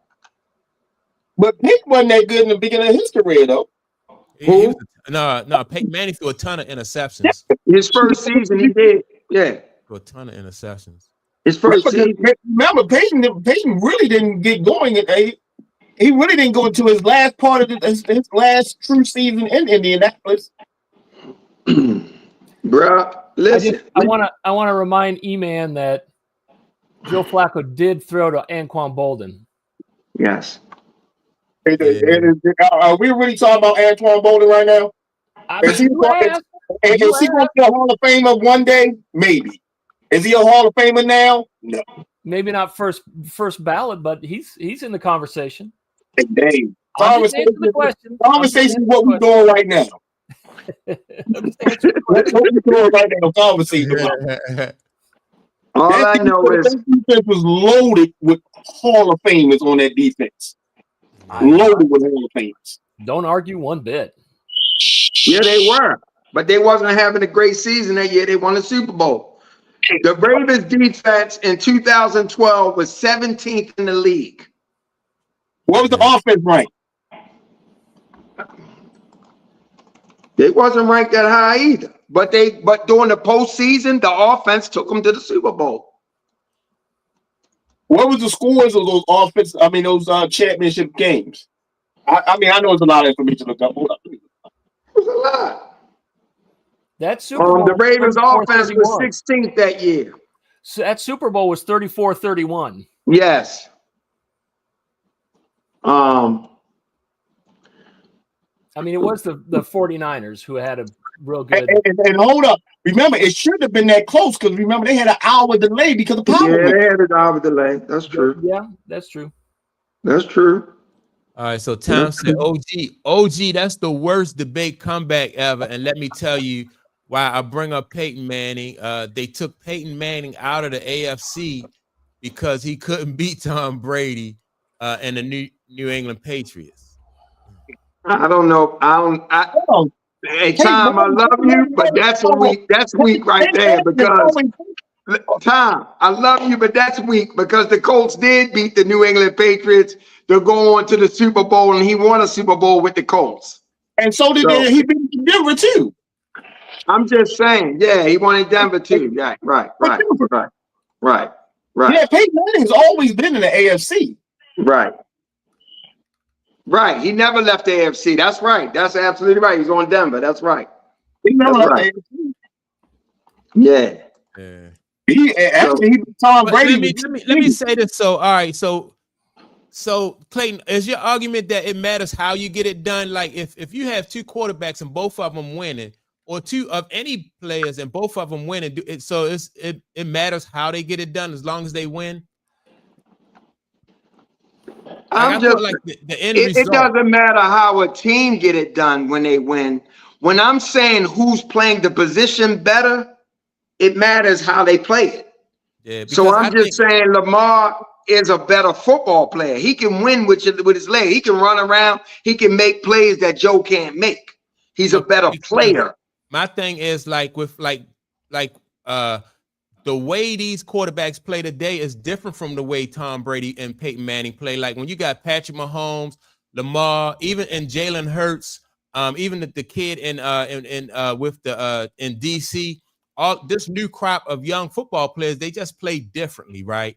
And so that don't mean that I disagree with that. Yeah, I think a lot of these guys are mobile. I think they're mobile, but they're mobile to throw the ball. They mobile. They move around like Aaron Rodgers. To me, they move better than Aaron Rodgers. But see, the thing is, not when Aaron Rodgers was young. They moved a lot like Aaron Rodgers. When Peyton Manning came in and Tom Brady and them came in, quarterbacks wasn't running the 40 and 4-2, 4-3, 4-4. Mm-hmm. Now you got quarterbacks just as fast as wide receivers now. You do. Just as big as linebackers now. You do. You know what I'm saying? So the quarterback position has evolved now. That's why the dude from Miami, they're taking him, they're predicting him to go number one because he's big and he's fast and he can throw the ball. The quarterback position has evolved, so now you can't be a pocket quarterback. Nobody wants a pocket quarterback. So I disagree. I disagree. I disagree. There are a bunch of guys. I mean, the league is tending towards the mobile quarterback, the Patrick Mahomes, the Josh Allen. Yep. But you still got guys that are getting it done in this era who are pocket guys. Right. But let me ask you a question. Name one of them that's gone to the Super Bowl. Well, recently, within the last 10 years, Tom Brady. Well, let's say the last 5 years or so. Brock Purdy just went to the Super Bowl. Yeah. And if I get my way, JJ McCarthy. Yeah. and just because they run 4-3, that don't mean it's changing necessarily them not being a pocket quarterback. They have the legs to escape when necessary, but they still are trying to drive the ball downfield through the air, making all the throws, reading the defense. They will move and run around to buy time to throw the ball. That's what they're doing. What I'm saying is it brings a different aspect to the position itself. Mm-hmm. People don't when you go out to judge a quarterback now, you're judging them now on how well they run as well. You're not just judging them if they can stand in the pocket anymore. And you're judging them on a lot more different standards now than what they used to judge a quarterback on. I'm gonna tell I'll say this. If Peyton Manning was playing today, I guarantee you they will judge Peyton Manning on his footwork and his speed. And If Peyton Manning was playing today, the way defenses are, you wouldn't care if he couldn't run because he will kill defenses. He will carve them up like no tomorrow. What? Come on, man. All that open space to throw. Come on, man. Are you kidding me? Quick as his release is, he get rid of the ball. Come on, dog. So you saying defenses back then were slower than what defenses are now? No, I'm not saying that. What I'm saying to you is you could be more physical. Now you got the middle of the field wide open. Also, Peyton cerebral. First of all, he would outmatch these defenses with his cerebral capability. Second of all, he get rid of the ball so quick because he's dissecting what you're doing. And to me, these defenses, because they can't be as physical, it lends itself to more space to throw the ball in. All right, look. I don't know what football y'all watching in this era. Okay. When you got linemen, when you got a lineman that can run a 40 and 4.45. Yeah. But Peyton Manning's gonna have less time in that pocket. These guys are big and strong and faster. Okay. No matter how fast they are, Peyton Manning used to get rid of the ball in 2 seconds. You ain't getting there in 2 seconds. And what did that do for Peyton Manning in the beginning of his career? Well, but the rules are different now. The rules are different now. You can go. I understand that, but the reason the rules are different now because the players are more physical. The players are faster. Players right now are bigger, stronger, and faster right now than what they used to be. Okay. But if you can spot the open seams in across the middle, which are there, yes, Peyton will find them. Tom Brady will find you. It's just like Mahomes finds they didn't learn that into the latter part of their career. No, that's not true. Just because Peyton didn't win a Super Bowl does not mean he wasn't dissecting defenses early. He used to kill defenses. Listen, it's just like what Montana said. If Dan Marino played in today's game, he believed Dan Marino would throw for over 6,000 yards. I'm telling you, man, Peyton will kill these defenses. Do you know what Peyton Manning did in his first 3 seasons in Indianapolis? He threw more interceptions than anybody in Indianapolis history. Okay. If that's the case, okay. But still, early in his career, before he was winning Super Bowls, he was dissecting and killing and destroying defenses. Tom Brady. Peyton Manning was not Tom Brady. Peyton Manning did not start dissecting people until the latter part of his career. That's not true. That's not true. Well, that's so not true. I don't think Peyton Manning had success trying to do that until I think Peyton Manning probably didn't have success until like the latter part of his career. That's what I'm saying. He has always been on the court, on the field. He had success. Yeah. His second year in the NFL, he went to the Super Bowl. Who was that? Tom Brady. That's because of the team, man. Somebody has to throw the ball. Right, here we go. Here's what Peyton was doing early in his career. His first year, yes, he threw 28 interceptions, but he threw for 3,700 yards and 26 touchdowns. Next year, 26 touchdowns, 15 interceptions, but he threw for 4,100. The next year, 4,400 with 15. The next year, 23 picks, and he had 4,100. But that year he had 15 picks, he had 33 touchdowns. The next year, he had 27, 19 picks. 29, the third year, 2003, now he only got 10 picks, 29 touchdowns. The year after that, 2004, 49 touchdowns, 10 interceptions. The year after that, 28 touchdowns, 10 interceptions. The year after that, 2006, 31 touchdowns, 9 interceptions. All these years, he's well over 4,000 yards, 4,500, 4,200. Peyton was killing defenses. Interceptions every year. Huh? He averaged double interceptions every year. And then let's talk about who he had. 2006, yes, he did. But this is the thing.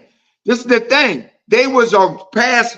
Very seldom did they have balance. They was a pass-happy defense. He also had more pass attempts than any quarterback by far. The more you throw, the more picks you're going to get. My man, they had Marshall Falk, which is one of the greatest running backs out there. And they traded and they got rid of him. And they got rid of him. Remember Ezrin? They got rid of him quick. And they had Edwin James, but they still was pass happy. Yo, listen, he had the Hall of Fame Marvin Harris on one end. So just like you said, anybody can do a dunk pass and catch the ball and run 400 yards. Nah, man, he wasn't doing that, bro. Listen, man, he wasn't doing that. This segment has been brought by Panama Queen saying the 2 words Aaron Rodgers. Yeah. He started all this. Hey, make for great television, don't it, folks? It did. Yeah. But that's okay. Anyway. Next week, ladies and gentlemen, we're gonna talk about the success of my Cowboys. That's what we're gonna talk about. Listen, that'll be a short segment. I will take y'all back to when I first started watching them in 1974 with Ed Too Tall Jones, baby. I'm taking y'all all. Yeah, I used to like them then. I used to like them. Hollywood Henderson was my guy. Dorsett was my guy. I used to like them then. Mm-hmm. Yeah, I like the Cow. I like them when they had the coach. Who was the other coach? Jimmy Johnson. Jimmy Johnson, baby. Jimmy Johnson. Yep. Yeah, I like them when they had Jimmy Johnson and all those guys. So hey, fans out there, y'all want to hear us talk about the Cowboys? Put a like and subscribe, baby. Put a like. Thumbs up, and we talk about the Cowboys. Yeah. Hey, listen, man. Mike, you gotta tell Tom and Queen. Tell them to tell a few friends because you're so close to 10K, man. Yeah, we definitely, make sure to like and subscribe, man. We are close to 10K, man, for real. And And I'm telling y'all that once we hit the 10K, I'll wear my Cowboys paraphernalia on the show one day. Just for all the fans out there. Just for the Cowboy fans, huh? Everybody's Cowboy fans underneath now. Man, whatever. Everybody Cowboy fans underneath. Yeah. Oh Lord. Yeah. Man. Yeah, man. You know we've been over 2 hours, Jack. Man, it's ridiculous, man. Yeah, it's ridiculous. Hey, Jim. Hey, next time, even Saturday or Sunday, you need to school us about the hockey because the playoffs coming up, right? Yes. Playoffs coming up, and you think your boy's going to overtake Gretzky in the next couple of games? What's that? You think your man in Washington is going to overtake Gretzky in the next couple of games? Oh, I think he's got a great chance. Yeah. I mean, yeah. Them Russians, man, they got longevity. Say it with your chest, Jim. Say it with your chest, Jim. Hey, Tom. Tell Tom. I do not think so. Dak Prescott is the greatest ever. Yeah, Dak Prescott. He said, let me see. Yeah, damn, Dak Prescott is worse than Aaron Rodgers. That is the greatest ever. Yeah. Well, I'm put my disclaimer out. I'm not, and it's not like I'm pro Aaron. I was just saying, don't underestimate because his arm talent is elite. So you just never know, Jim. Y'all might wind up getting blessed, and that might wind up being exactly what you need to get over the hump. Yeah, I got my preference, but I will trust Kevin O'Connell to do the best thing. I like that. Yeah. Hey, I see Aaron Rodgers going to Pittsburgh. Yeah. Huh? I said I see Aaron Rodgers going to Pittsburgh. That'd be something too. That'd be something too. They have no quarterbacks over there. They ain't got no prospects. Both of them. No. Yeah. Nope. So anyway. All right. Yeah. I don't even want to ask another question because we'll be on here for another 6 hours. Yeah, exactly. Appreciate everybody participated in the chat time. Panama Queen. Man, and we're out. Definitely make sure to like and subscribe. We close to 10,000. I think we got like 9,900 and like 70 something. I think we only need like 23 more people to get us up. 23 or 24 to get us over that 10,000. So yeah, man. Appreciate you, Panama Queen. But yeah, man, everybody make sure to like and subscribe. Tune in next Saturday for the 1 o'clock the live 1 o'clock show. Sunday, we come on at 11 a.m. Anybody got anything to plug before we get out of here? Y'all just watch the selection Sunday night and get your brackets filled out. Yeah. And watch out for the new men's show, bourbon, cigars, and barbecue. Yeah, bourbon, cigar. Oh, okay. Yeah, and I will be. I'm pretty soon here. I'm gonna start updating my content on my channel. It's just simply Clayton Jones, but it's just gonna be some, some intimate conversation, intimate thoughts, things of this nature. So be on the lookout. Hey man, you make a great interviewer, yo. You should, start interviewing people and stuff, put it on there. Yeah. Well, it starts, one thing at a time, Start having intimate conversations, share my thoughts, bring people in, have conversations. But I want that transparency. I want people to come on and reveal their struggles and what they consider to be struggles. And I want to shine light on how these things are help shaping us and stuff like that. So I know it's a lot of people out there that feel down on themselves, and I want them to not feel that way. Understand that every single thing about themselves is precious. It's something, to be celebrated. So, that kind of vibe. Yeah. This message right here for you, Clay. What'd he say?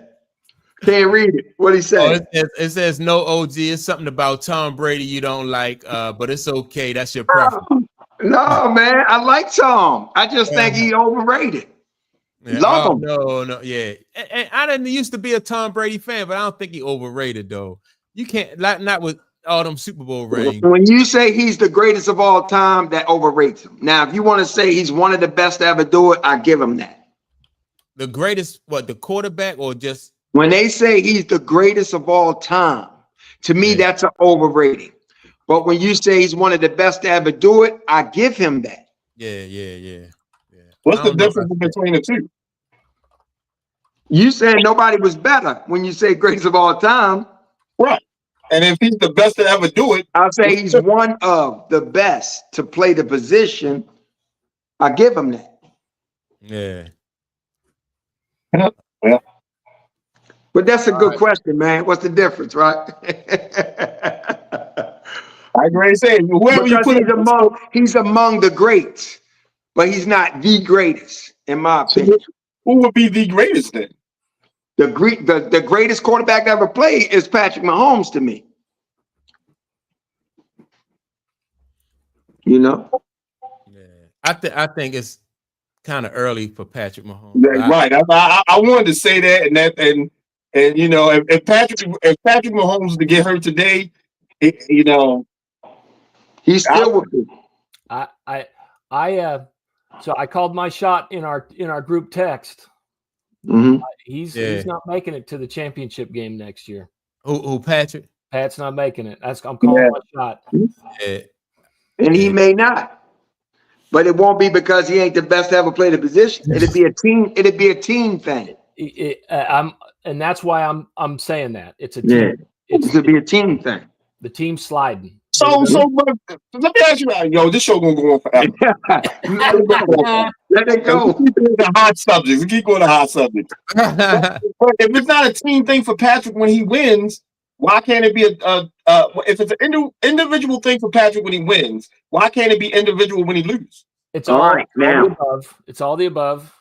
Mike will back me up on this. I never call Patrick Mahomes the greatest because they win. I said he's the greatest I've ever seen play the position.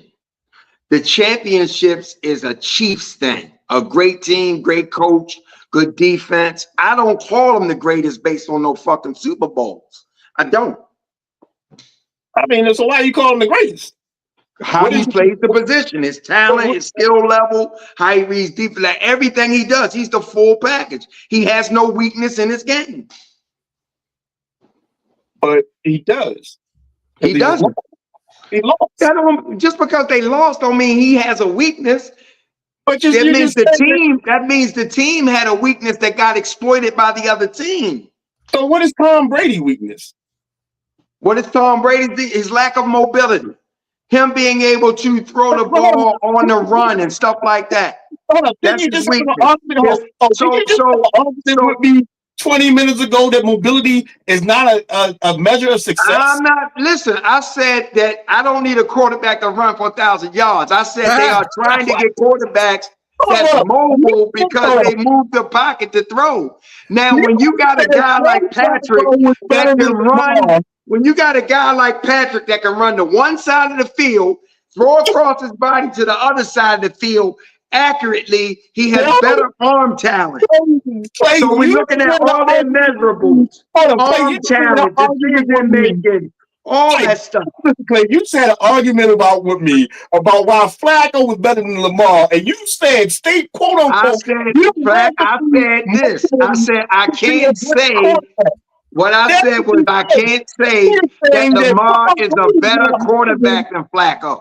You just saying now that Tom Brady wasn't mobile. That mobility makes him. So when I'm comparing him, when I'm comparing him to Patrick Mahomes, I'm looking at their skill sets.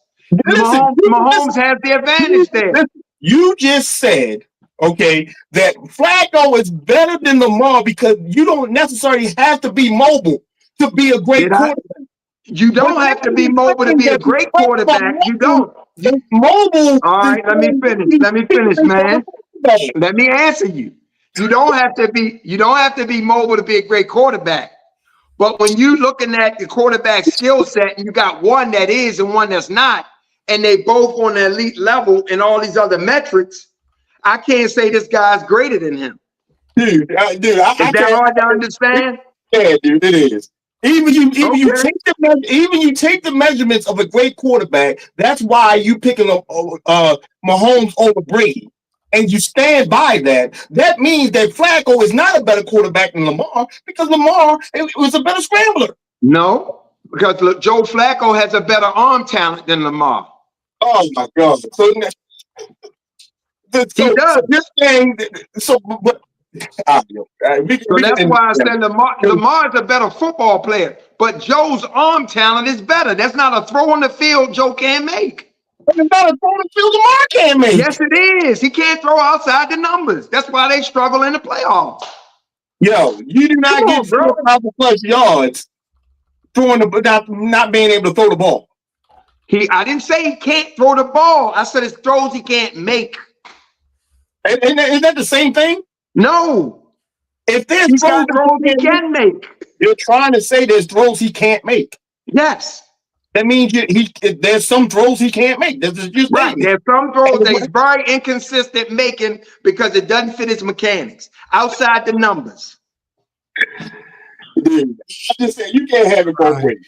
If Patrick Mahomes is your man because he's mobile, then you can't. No, it's not because he's mobile. I'm just saying he's the best ever. When you brought Tom Brady in the conversation, you said, what's the difference? I gave you one example. Right. And my question to you is, if that's the pedestal that you're putting him on, that's not just that. It was the one example that separates him from Tom. Mahomes is the best because he does everything. He has no weakness in his game. But yeah, again, Lamar is the same as Mahomes. He's not. He's not. It's not even close. How many MVPs did Mahomes have? 2. How many does Lamar have? 2. Okay. So that means but how does that make him the same quarterback as Patrick? Because he got 2 MVPs. Just listen to what I'm saying.